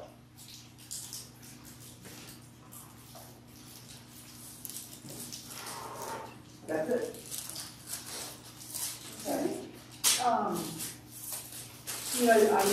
agree with Martha in that, you know, really should have focused on one thing. However, all three of those groups that came to us had compelling, and you know, we were hearing from our advisory boards, and that's the purpose of having these advisory boards, for us to go in a direction or hear their recommendations and bring those to action. So, you know, it was very challenging. One of the things to have it on a municipal election cycle, where already voter turnout was lower, but what I heard in this election cycle was opponents politicizing these ballot measures, and there was a lot of misinformation about, you know, how, you know, what was going to come from these ballot measures that they passed and the impact to the public. So that was a challenge. Trying to think what was the other. Yeah, I mean, I kind of, you know, think that what is being said before, I agree with. And, you know, it's simplified. Yeah, I think that it was very complex. I know we wanted to look at sales tax with mill levy to cut, so one sector wasn't so burdened, but I think it may have made it more challenging to understand without language. That's certainly what I would say. I know that Mayor Peck mentioned the marketing piece. I can tell you that I worked with the marketing team over and over and over again on how we might simplify it in any way.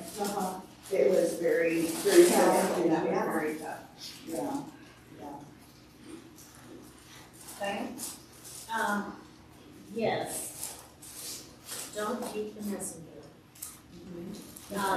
That's true. You have it in a different perspective. That's right. I do. Yeah, go right ahead. I heard from a lot of, I'm guessing it's 70 years and older, that have said if anything that would have cost us money, we would have voted no on. And that is a big demographic. And I think we're underrating the effects of COVID in terms of our feeling of having a job, having our business succeed, and then also having our fixed income stretch as far with all of our cost of living increases that have gone up.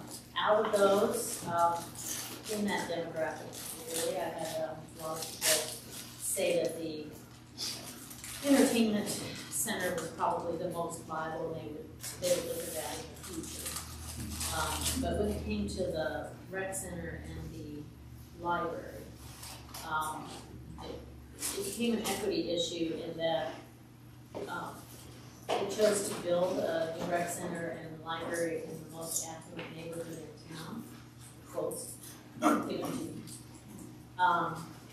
And whereas people on the north end of town really don't have access to those services, it's really quite a drive, or takes a lot of time, half an hour just to get down there and then work out for half an hour and then half an hour back. That's a long time to give up in your day. So there was this feeling of disconnect from those that live on the north end. But so I don't know about the two initiatives. I think maybe the entertainment center is something that is viable in the next 2 or 3 years. I also know from experience that it really can't be done well privately. It has to be supported by the city in some fashion. So I think it was 2 years that really hit COVID, the business sector very hard, and those that are supply the labor for those businesses, and I think that's going to impact the city over the next 2 years. But I think within 3 years we may all be stepping in high cotton and better water.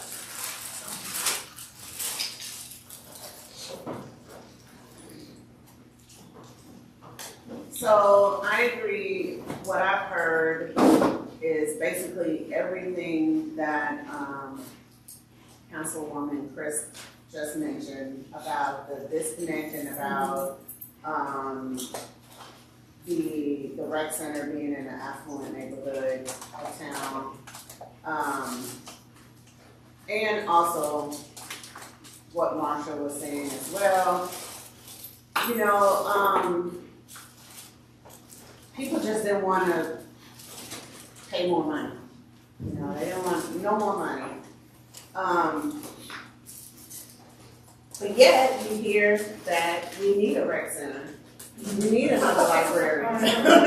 You know what I'm saying? We hear that over and over and over and over again about that. And so I just think that, I don't know if this should be on the record, but Mayor Pro Tem Hidalgo Ferry, we need to just get that dome up and going. Find some money to get that dome because, I mean, I'm just saying, we would have spent less than $1 million to have a dome. I'm on the soapbox right now. Less than $1 million to have a dome, and we would have had opportunity to have expos and events, and could have had choirs and whatever. We could have had all that. We can't even have a moving mobile library up in there if we wanted to. But yeah, exactly. But anyway, I just think we probably just had too much. Everything what everyone said, too much on the ballot.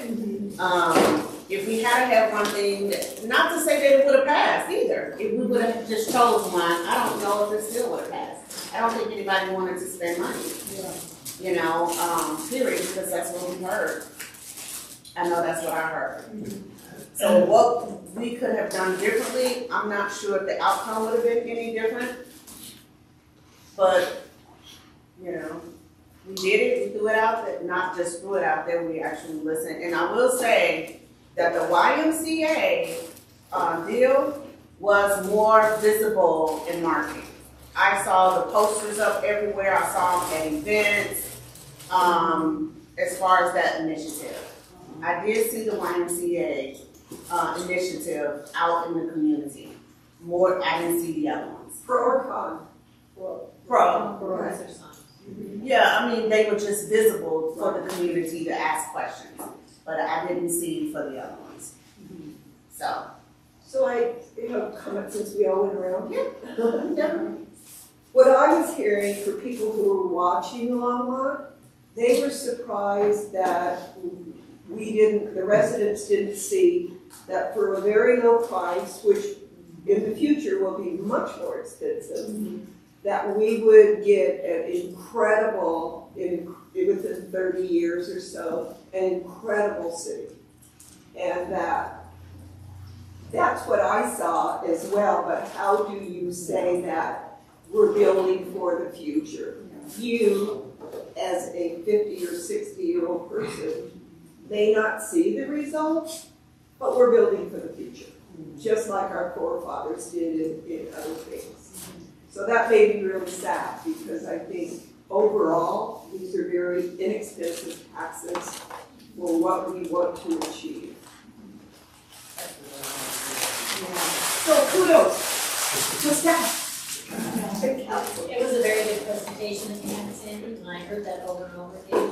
I did hear in one sector that they thought your numbers were a little behind the market, but that's not your fault. The market just keeps moving. Yeah, good. So they were very close, I felt, and they were very impressed with the presentation. I'm not impressed enough. You know, something that I think a lot of people didn't understand is that the city can't market this stuff. Yeah. That's true. That's true. And so they thought the city did a really bad job of explaining the issue committees didn't come up to snuff. And I was trying to help the Arts and Entertainment Issue Committee, and I just couldn't get that one done. No, it's different. So we need to push that back to your charge. Well, people kept going back to Centennial Pool, it would just fix it. No. And it's just like, I mean. But that's our fault. Yeah. It's just like, I think if we were to talk about anything this coming fall, I think that their situation could be readdressed because of the fact that people would just at one item to look at and seriously say, we can't fix this. We cannot fix this situation here. We can hold off on a Clover Basin rec center and a library extension. We'll see what happens with the sugar mill and the arts and entertainment, but we can't fix Centennial Pool, and the best solutions that come up with what was being negotiated. And maybe people would recognize that at the end of the year, that's the only one that can move forward.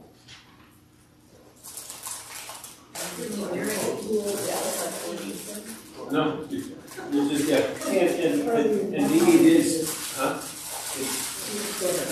Maybe to the point of having this dome concept with it would make that side of town feel that they were getting value for their added value.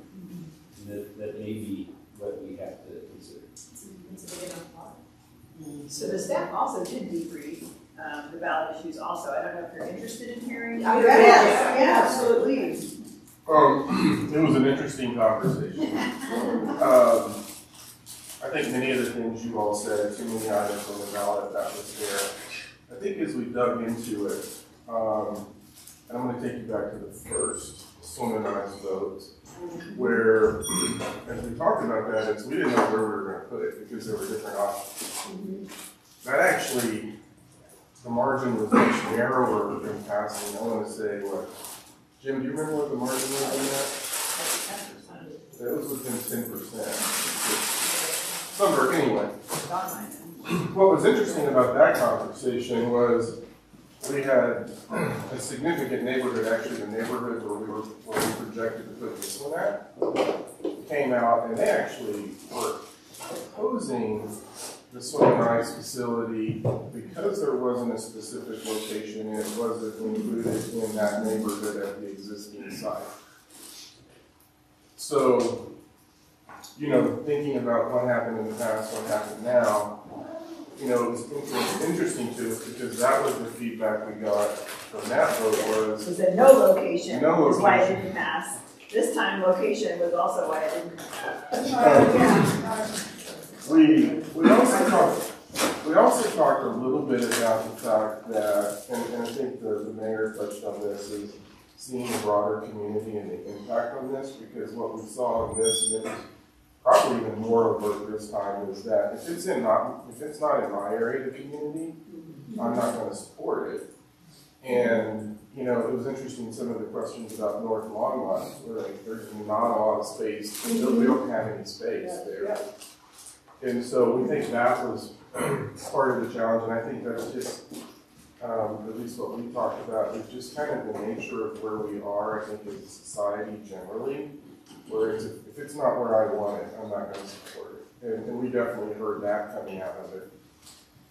The other thing that I talked about is I'm not sure we really understand what the community wants.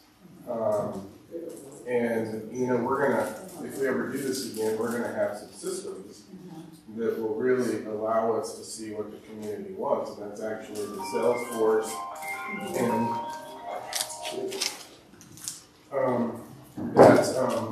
Salesforce and Qualtrics that Becky's getting to understand what the community wants. And this is the example I gave.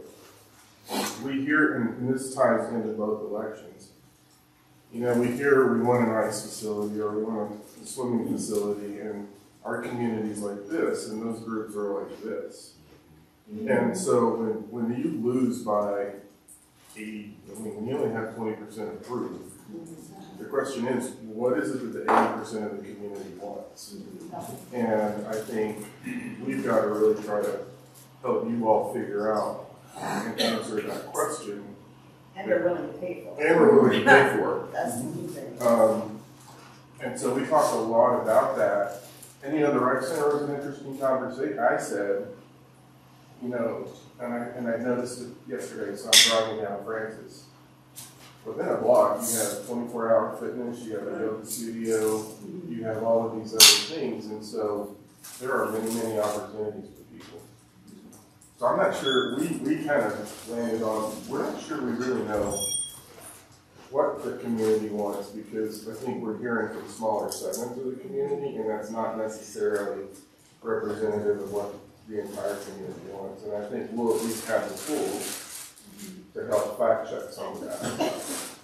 The polling did indicate that they would fail. Yeah, the polling indicated that too, right? Less than 60%. Can I ask a question about that? We have recreational opportunities on the north side of town, but we're already paying the fee for the rec center. So, and then I can pay for membership at another place, so you can go, on the side of town, they can, and so, will the city entertain the idea of doing a drop-in fee at some of these private organizations at a recreation rec? Drop-in fee.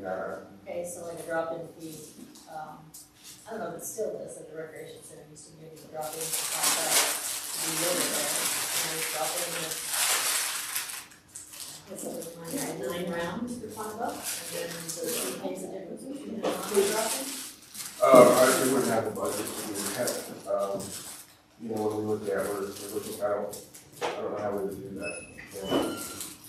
Once we get pushback on subsidizing Private businesses, yeah. I mean, there's some. Private? Yes. I'm saying, if you say we have others available, that we would be talking about private, then our other alternative is to put some satellite system out there.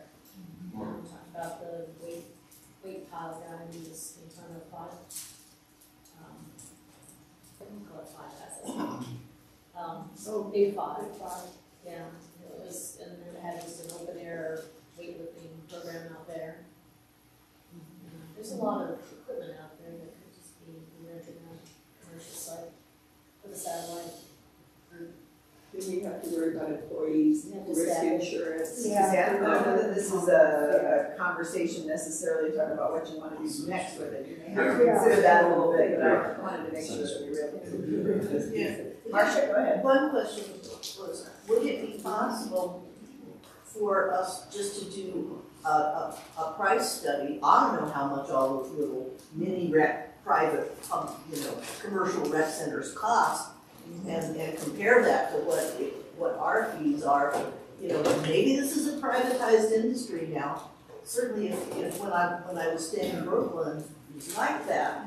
You know, there'd be. Within 4 square blocks, there'd be 3 or 4 fitness centers that were, the ground floor of an apartment building, and everybody just walked to them, and that's what a walkable community is like. Right. Well, Amy, most apartments now are including some type of fitness facility in it. Yeah. It's interesting to know by my end. I drive by it. With phenomenal. But not invited to use it. But I can't use it, right? And we had that conversation. I was talking to Jeff, and I said, and I use myself as an example. He always fusses because I don't use the rec center. And I'm like, well, the rec center doesn't have what I need and how I'm working out. And I go to something that's more specific to my needs. And we used it when we had kids. But yeah, the market's starting to slide into different areas. And so we'll see. So, did I miss anything? Maybe she'll have a comment if you wanted to talk about the residents. So let's put this on the study. Do you even think we need a rec center, or does Longmont have enough places to go? Let's ask that 80% of the people. That's weird because Susie did that. I mean, it wasn't like 2,000 people surveyed, but it was a few hundred people that told us what they wanted. Yeah. Well, maybe that was the 20% that voted yes. You may be right. Because it's not 80% of the residents, it was 80% of the people who showed up and voted. That's exactly right. And if they didn't vote, then well, you just aren't going to do anything for that. Just out there and vote. They didn't vote, maybe they don't have time to recreate. Yeah. Yeah. So, They don't read. not that we ever want to set too high an expectation on Becky right now. Not that we can do it now, but as we're building out Salesforce, as you all start saying we want to look at these things again, we will have the ability to do a lot of that work internally. And part of the point of Salesforce is to start connecting, you know, the resident in terms of knowing, well, this resident utilizes Nextlight, the rec center, this resident utilizes the rec center and the library, so we can start really reaching out into that larger section of our community that we know do not engage. Right. And we talk about it because everybody's busy with their lives, they have jobs they have to deal with, they have kids. And I said this to Councilmember Martin, but for me doing this job, if I were doing something similar that wasn't this, I wouldn't pay attention to a lot of these things because I wouldn't have time. And we need to find a way to engage the broader community in this conversation. So later on, we'll have the ability to do that. So to that point, I think it's a great idea. We should have coffee with councils in clubhouses and apartment buildings and where the people are. Let's go to them instead of them having to come to us. So That's a great suggestion. yeah, let's go see where they are and what they want. Yeah, Even if 10 people you come, mean private? it might be in their newsletter. Yeah. It might be.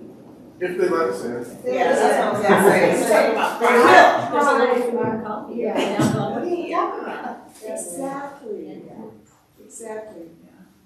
A lot of them I don't hear back from, because some I've been able to, when I do my little community conversation stuff.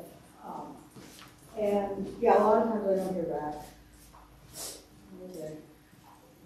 Set up a lawn chair for another. I should do it at the library. Yeah. We're done coffee with council at the library. Yeah. It's hard to get their rooms because there's so many things going on there, but We have yeah. two this year. We have to this year.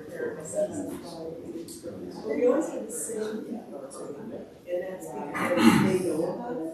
But if we go to apartments with your. I think it should be libraries, like you said, The station, where the club is. We have two at CSN. So their clubhouse. and at the rec center. Yeah. Do we do it at the rec center too? I think we should do it at the rec center too. In the library, the rec It center. felt weird to do it at Civic Center this time, because we haven't done it at Civic Center ever. And civic center. I mean, Part of the rec center is actually being able to hear Yeah. because there's so much activity. And that's actually what hurt us at going to coffee shops, is we were getting a lot of complaints. Yeah. Well, two different groups. One, the businesses themselves losing space because people wouldn't necessarily get meals and things. We bought a cup of coffee for $1.50 and, Yeah. you know, a cup, and that, as turns out, is not as much as they were making without us. And then being able to listen, but the biggest issue was being able to actually hear what people were saying, because you couldn't necessarily bring in microphones because they didn't want that disturbing their customers. we could bring in microphones at the rec center. Yeah, Most of them we were can. there. We do have them now. We have them now. I think that would be easier. Only reason why I'm saying this is because we have the population come going in and out, in and out. Oh, what's going on over there? You know what I'm saying? The county would be open to probably having us use their hubs in the sense there, maybe Mayor and I were just talking here for a second, maybe we need to, maybe we need to, certain months have it where we have it twice a month. Now, I know that's a lot of staff time, so don't get me wrong, but and certainly want to respect staff's time off. But if this is what we need to get feedback and get more people engaged, then that's the price of that engagement.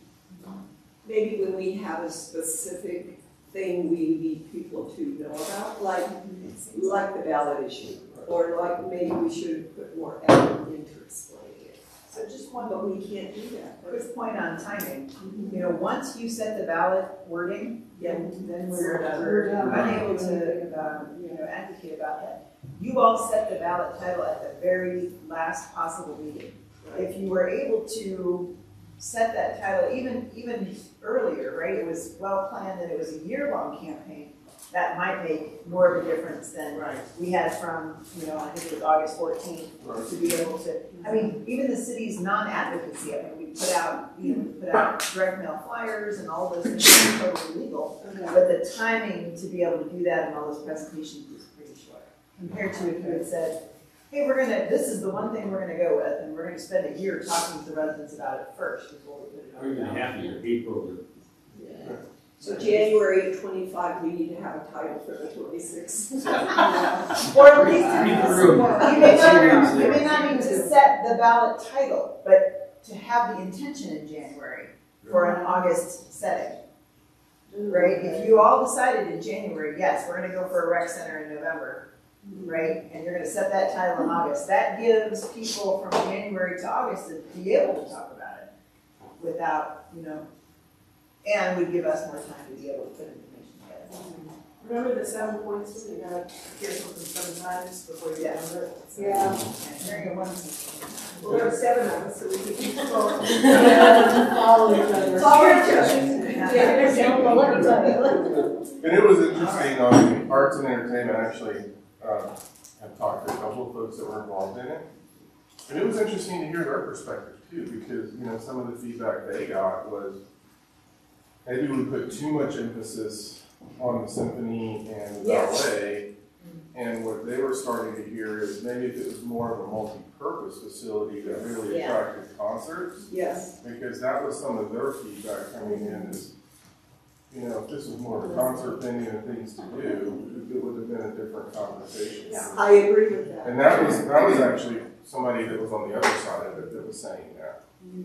Well, the people there, the steering committee knew that the value prop was in the top, was in bringing in outside acts and stuff. But the volunteers who all came from the chorale or the symphony, they wouldn't shut up about their thing and talk about the big picture. And that was my point, is that. All right, y'all ready to continue on? So ballot debrief was one piece. Councilmember Chris had suggested at one point around how council can help staff in carrying things through. I feel like you had that conversation during the work plan because I thought what I heard the answer from Harold was focus is what we need. Focus. Do you want to continue any further conversation on that question? Is there anything that you can bring to us that we can help you with? That's a good question. Yeah, I'm going to say generally yes. But I think, let me get with my team and kind of talk through some of those specifics and what that looks like. I think, similar to the ballot conversation, is, as we're talking through some of these things, helping us as you're hearing stuff, making sure that we're getting that into the system so we can, answer some questions. Again, kind of what was really good about what happened with Bond Farm is literally the minute that happened, actually had 2 council members call and say, hey, this is what I'm hearing. Is this what's going on? Which let us very quickly turn and try to start figuring out what was happening to where within a week I could say, here's exactly what happened. And so I think getting that information to us sooner rather than later is kind of the canary in the coal mine concept, is you all are going to hear stuff that we're not, that I think is incredibly important. I think the focus piece is important, so if you look at just what we've talked about this weekend, and you think about the volume of work that is going on for things that will take time to roll out, and you're seeing some of that occur. What we get challenged with a lot of times is when something helicopters in, and it's always people coming to you all. Right. I think is to say, and I don't have it with me, unfortunately. I've seen Councilmember Hidalgo Ferry do this. This is our playbook. This is what we're working on.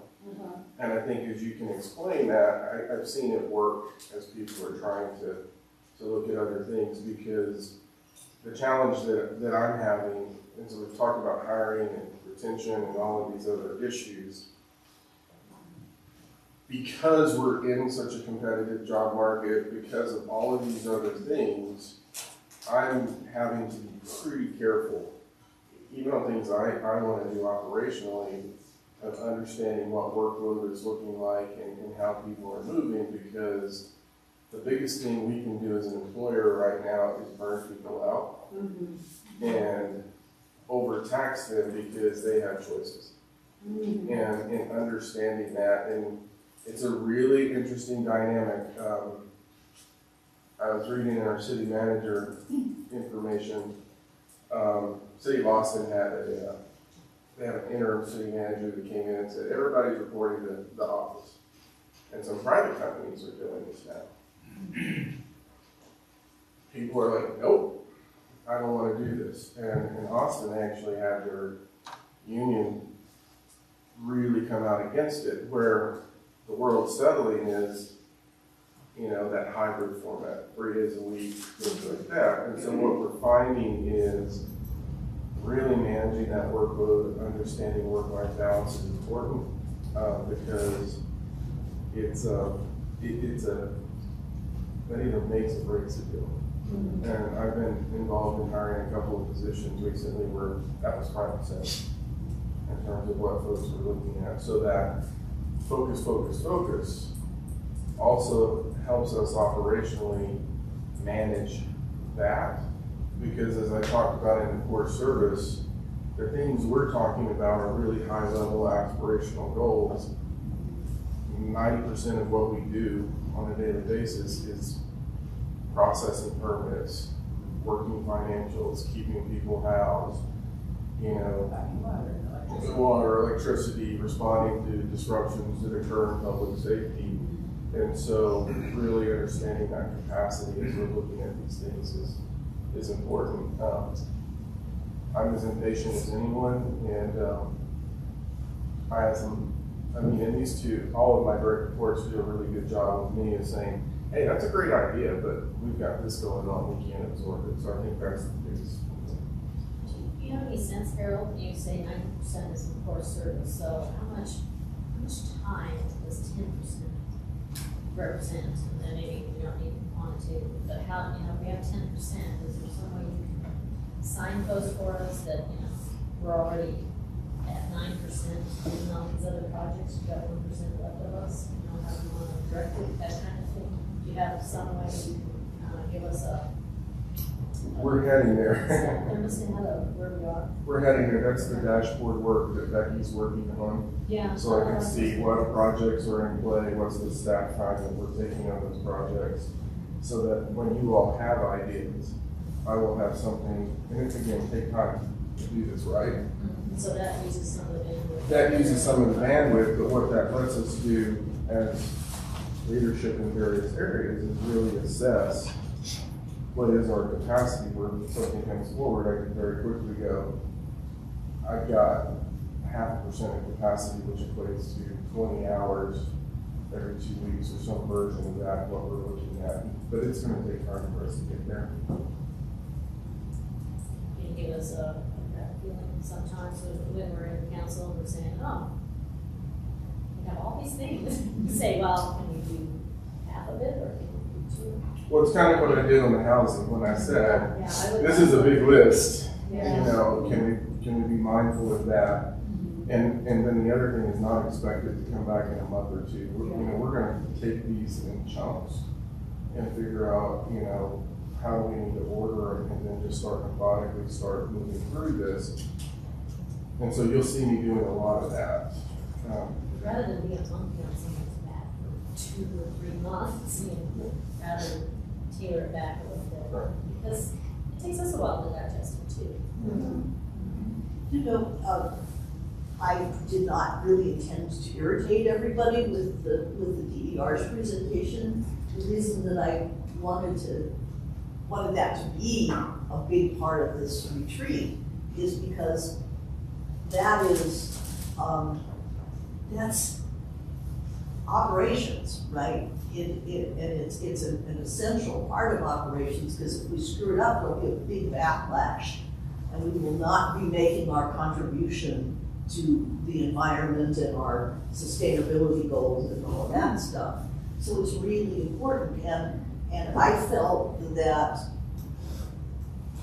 we needed advanced, long-term understanding so that we can make policy. I don't know what the best policies are, and I don't also know, Harold and David, what policy is a prairie dog and what policy is a pothole, if that makes sense. And for those of you who, in 2017, the council spent a whole year on prairie dog policy because there was an activist group that made huge noise. We couldn't have spent enough time on homelessness. So a pothole, on the other hand, you have to fix. But I really think it's hard for us to tell sometimes in operations like the energy transition, where are places that we need policy guidance and where are places that we don't. And maybe something that you all can help me with, and this varies by council. So the nature of the council and how involved they want staff in the policy making process differs, right?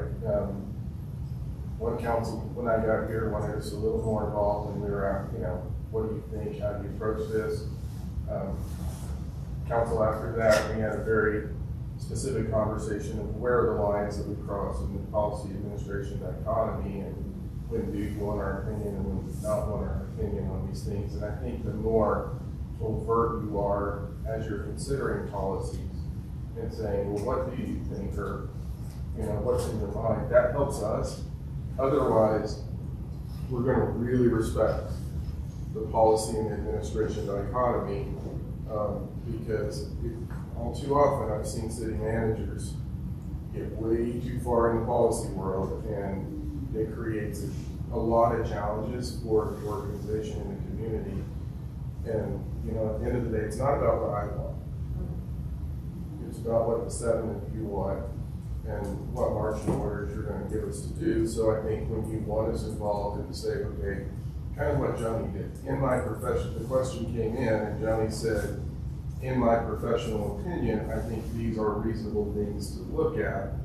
If the question doesn't come, we're going to respect that dichotomy in the process. And so I think, and we can't guess. So I think the more overt you are to say kind of what you just did, what are the policies that you need to run through first as we're moving through this, then we can very clearly come back and go A, B, C, D, E. That's probably the biggest thing, and I think that's the most, in the council manager form of government, I think that's the biggest thing you all can do to help us, is to engage us when you want us in the policy conversation. Also, be very clear to say, this is in our realm, we want to kind of do this too, because the more open we are in that process, the better we're going to function as a team. So to that point, that's a good question. I've been talking to Joni, to Susan Bartlett, to David Hornbacher about when is a good time to bring up a motion for all new development to be electric. And because that will be a policy that's going to affect staff immediately. And if we're going to, that goes right to how can we help staff? And so I'm waiting, taking their advice to do that. So I think your point is well taken. What are we doing? But they don't want to make policy, and I don't want to make motions that are going to make them do things that is not in the right timeline. Yeah. And I completely agree with that. Yeah. And that date is sort of squishy, on the beneficial electrification plan, that it's there, but, I mean, you're probably hearing that it's out there too late. I think it's out there too late, and it'd be great. We should have done it a year ago, but we didn't. So going forward with the new codes that are coming out, with the new direction that staff has to go, how can we get this implemented at on your timeline? Yeah, I think. And on our timeline. I think the answer was when the mayor asked the question is, and I don't want to step on your answer, but what Joni told me is, let us just do it as part of our overall code, I think. Exactly. Because it's easier for us to contain it in that versus, doing one here and one here. Right, do it now, and then you have to redo it or tweak it, and that's what Susan told me as well, is that though some of the updates she's waiting for are way behind, she should have already had them. So Because the other side together is important. Yeah. So the other side for you all is stakeholder engagement is incredibly important, because the last thing we want is somebody to come and go, we didn't know anything about this, we weren't part of the conversation, because what that does to all of us is just then make it take longer and take more time. So your point, Harold, when you were talking about building affordable and attainable and squeezing everything, the gas line is a problem because the width of the street has to be enlarged, I guess. In order to It's the general setbacks. Yeah. So, and it is less expensive in some projects to eliminate the gas lines, which we talked about. So anyway, working through that, I can make sure the motion is correct. All right, I see people kind of getting their stuff together. The very last thing. Okay. Go ahead, Harold. What do you all need from us, and what can we do for you? You asked the question of us, now it's my turn to ask the question of you. What can we improve on? What can we do for you? Any comments? Okay, so this, my son calls this a bird walk. So I'm on a bird walk for just a minute. So I forgot to talk about this, but somebody brought it up about our vision. Our vision, which starts something about City council vision. the one The work plan. Yeah. Okay. There's a feeling that there's something we forgot out of that. Something about being the luckiest baby to be born here, Yeah. and then, basically go to the end of your life. It doesn't say anything about working and having a family here. I thought, oh, okay. I think maybe we should consider just what that means, because I think people, and I take that as a feedback that people are not able to work here. I think What it's about the better others? Children are most fortunately born and raised. Older adults are supported all people through their entire life. And all people have access to. Yes, because we did have those conversations, and Okay. so, the vision statement is just a statement. It's not a, a paragraph or an essay. It's really simple. So how can we encompass where that inclusivity is for all ranges, but in a short statement? Okay, I need to. Yeah, I change the just, tempo, yeah, just no. enabling it. Yeah. Did you come back to your son? Yeah. Go back, yes. And then one of the things the staff told me when I first orientated here was to ask questions. Maybe a follow-up question to me. When is a good time to ask questions? Because our pace is pretty quick. As soon as it hits your mind, honestly, I think that's the easy answer. As soon as you have a question, and I think for all of us it varies. For me, anytime you have a conversation and you want to talk about something, I say go to Erica and she'll get it scheduled. And also being clear with Erica, like, this is pretty urgent because it's on the council agenda, and then she works with me to start moving my schedule so we can get into it. I think we're all inherently different in how we do that, but I think as soon as a question appears, coming to us right away, because we may miss something, and your question may prompt us to think about something. So Well, let's call that a work in progress, because I would have, Right. 5 of us work, and so there are only some times, you guys are all working, I'm all working. But, which brings me to another topic that came up during the, public invited heard is, do anyone have an opinion about rearranging our agenda? And in thinking about that overnight, what I thought was, it's late with us, and if we put more of the meat of the business up front, it would shorten hours for staff. It would. Yeah, so, and would you find that helpful? So, Yeah. Sorry, say it again. Well, if you put more of the meat of the topic up front, the members of staff that have to be there to respond, then they can do their bit earlier. so it's kind of structured that way. So what we're trying to balance is, so the consent agenda, we have a lot of staff there in case something gets pulled. And so that's on the front end because once you all get through their items, then that concludes. And then, so we work down to those that are the more exhaustive items. So we're minimizing the amount of staff that we're keeping at any one time in the council. I think if you're referring to what Eric said, I think what I also took out of it, and this is a much different conversation, you all have kind of stepped there anyway, is do you make public, and I've seen cities do this. The first public invite to be heard is related to items on the agenda. The second one in the end is just general public invited to be heard, because that lets people start moving through it. And I just knew kind of what Eric was talking about, because he and I had that conversation of, I can't be here all night, and I want to just talk about an item that's on an agenda. That may be a different way to kind of impress, because then I could release almost everyone else, and maybe it's Eugene and I would stay with you all, or a handful of us versus everyone. I'm not sure how this community would take it. So, I mean, that's a different way to do it, but we're already kind of structured to start ejecting people out early. What would it do if we put the second readings first on the agenda and first readings second on the agenda? You keep more people longer. Yeah. Well, we would have more people speaking to the second readings. However, it's true, it's sometimes hard to wait that long. It is. That's 9:30. Yeah.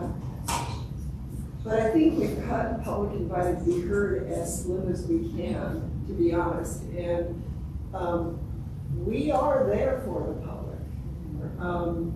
And I would hate to say Lance Whitaker and Strider can no longer come because they're not talking to the agenda. Well, they have to wait. Or and sometimes they do wait. But is that really our purpose? And that's debatable, I suppose. I think it is debatable. At the same time, what is on the agenda for those who are coming to speak regarding what's on the agenda should be first and foremost, I think. And then anything after that, then that's totally fine. I enjoy them as well. But I do think that you set an agenda for a reason, and those who come to speak on regarding the agenda should be speaking first. That's me personally. That's how I see it. But We had that one where there were at least 3 children. Stayed there quite late, actually. They all did marvelously, but yeah, you have to, if you're a working person can bring your child, you should expedite. What about presentations? Do you think that they should be up front or after the consent agenda? you mean like the Silver Creek? Yeah, they're gonna be special, they're gonna be presentations now. Yeah, I think that should, I like that. That's fine. Because I think the entire public should see that. So that is fine with me. So, but for me, it has to be equitable. We either do all presentations up front, not just Silver Creeks. I mean, if there's a presentation of, proclamation, Yeah, pretty. all those should be up front. Okay, those all are. Yeah, as we just speak to the agenda, that's where I was coming. I agree with that too. I think presentation should be there. So that the general public can see all of that. Yeah. So public invited to be heard should be agenda items only. No, I think that they should be, no, I think all public should be invited to be heard. But I think those who are there to speak to the agenda items, to the ordinances, second reading and all that, should be able to go first. Even if they're speaking on, not second. Not, I'm saying all those who are there to speak regarding whatever is on the agenda should speak first. But, second reading is on the agenda, so that's my question. Well, people come and speak about stuff that's not on the agenda. No, I agree. My question is, I'm not making myself very clear. Second reading is on the agenda and it has a public hearing. So is public hearing in your estimation the same as public invited to be heard? I think we're talking about public hearing should be first. Yes, because it is public. That's what I'm asking. It is specific to something on the agenda. It is specific to something that's on the agenda. Yeah. But then, excuse me. That's okay. That was where it was going. Yeah. Flipping the two. Yeah, you And can. it means the staff has to be there longer to, maybe the staff could come later, except for the people who are on the second reading issues. A lot of them stay there, they don't go home. Listen, I know we don't have a lot of study sessions, but essentially we decided as a study session. That's the definition of a regular session. What are you all think? You all are there and stay there all night. It shouldn't be long. I mean, I want to ask the staff who's usually there every Tuesday night, what do you all think? Honestly, I mean, we're in a retreat, so. Would you rather to keep it like it is? And that's fine if you do, I don't have. I don't think for me, I usually stay the whole time, so I'm there the whole time, so it doesn't matter for me. For folks who present and then go home because they have to answer kids and whatever, it's a different story. Sorry. I feel like we're in it to win it. We We are at the end. I'm the aspiration anyway, so. I would say that sorry, say that, Jim? I finished. Let's go around real fast. Stay where we are, change the agenda. Shakita, come back to it. Let's come back to it. Yeah, we can come back to it. Just ask anything. How often I is the saw the email as presentations well. on the second ordinances that are gonna be voted on? Like in the same night?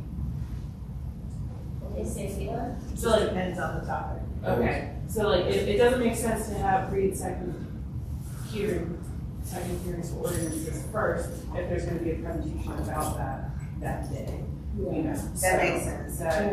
That would be the only disadvantage. No, we don't. We don't present, we used to have a flip, but it meant that staff on consent had to stay longer. You actually have to have, on an ordinance, you have to have the presentation before they open up the public hearing. Yeah. Okay.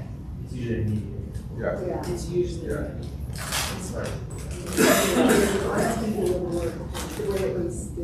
All right, one last thing. So I like what we did with the lights, except the only thing that I think I would make a little bit more clear, and that we were all trying to work with slightly, is green is you're a go, yellow is you're about up to your eyeballs, red you are up to your eyeballs with it. Blue is you have a question, but purple should be where part of this conversation, if somebody is talking there, you want to be part of that conversation, not wait for the next person. You have something to say about that germane part of that.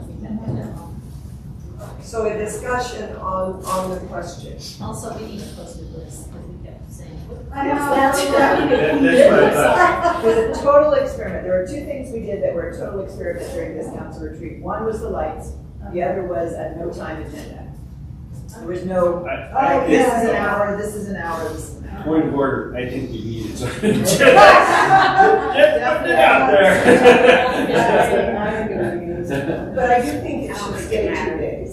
Yes. Because the first day brings up questions as well, and then the second day you can say. I'll be honest with you, I was not expecting 2 hours on that DER. I made it that, and it was not a good idea. That note to self, that was longer than I think most of us had thought that subject deserved, but I hear what Marcia was saying and don't want to discount that. It was part of my own personal ignorance of the situation that made me feel like it didn't have a 2 hour span. But now I see where you're coming from, that maybe some of these we sometimes don't realize how long it's going to take. Yeah, I think that's why the timed agenda does help, because as you can see, this is a 3 hour topic. Yeah. This is a 1 hour topic. This That is, helps. you know. Me personally, that was worth it. And whoever, What else? whoever is, needs to make sure everybody is heard, not, if they want to be.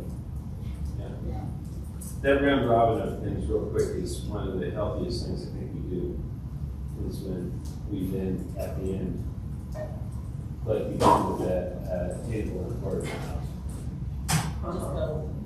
Yeah, just even if you don't have an opinion, or if you can also pass and wait till you hear somebody else's thoughts and say, okay, I like that thought.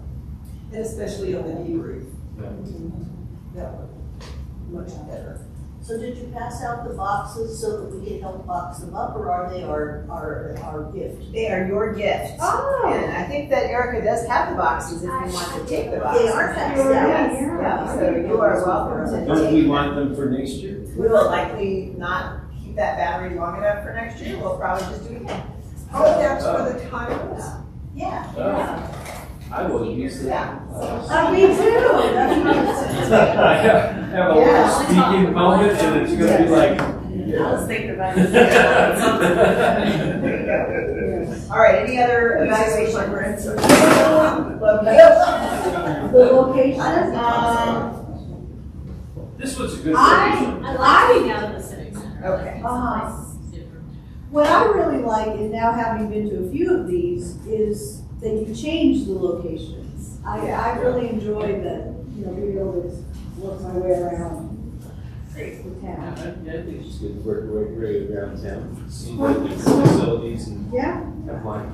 Just the food Just great. preparation packet. Appreciate you accommodating our guides or your nutritional needs. Sure. Do you want Erica? Yes. Purchase?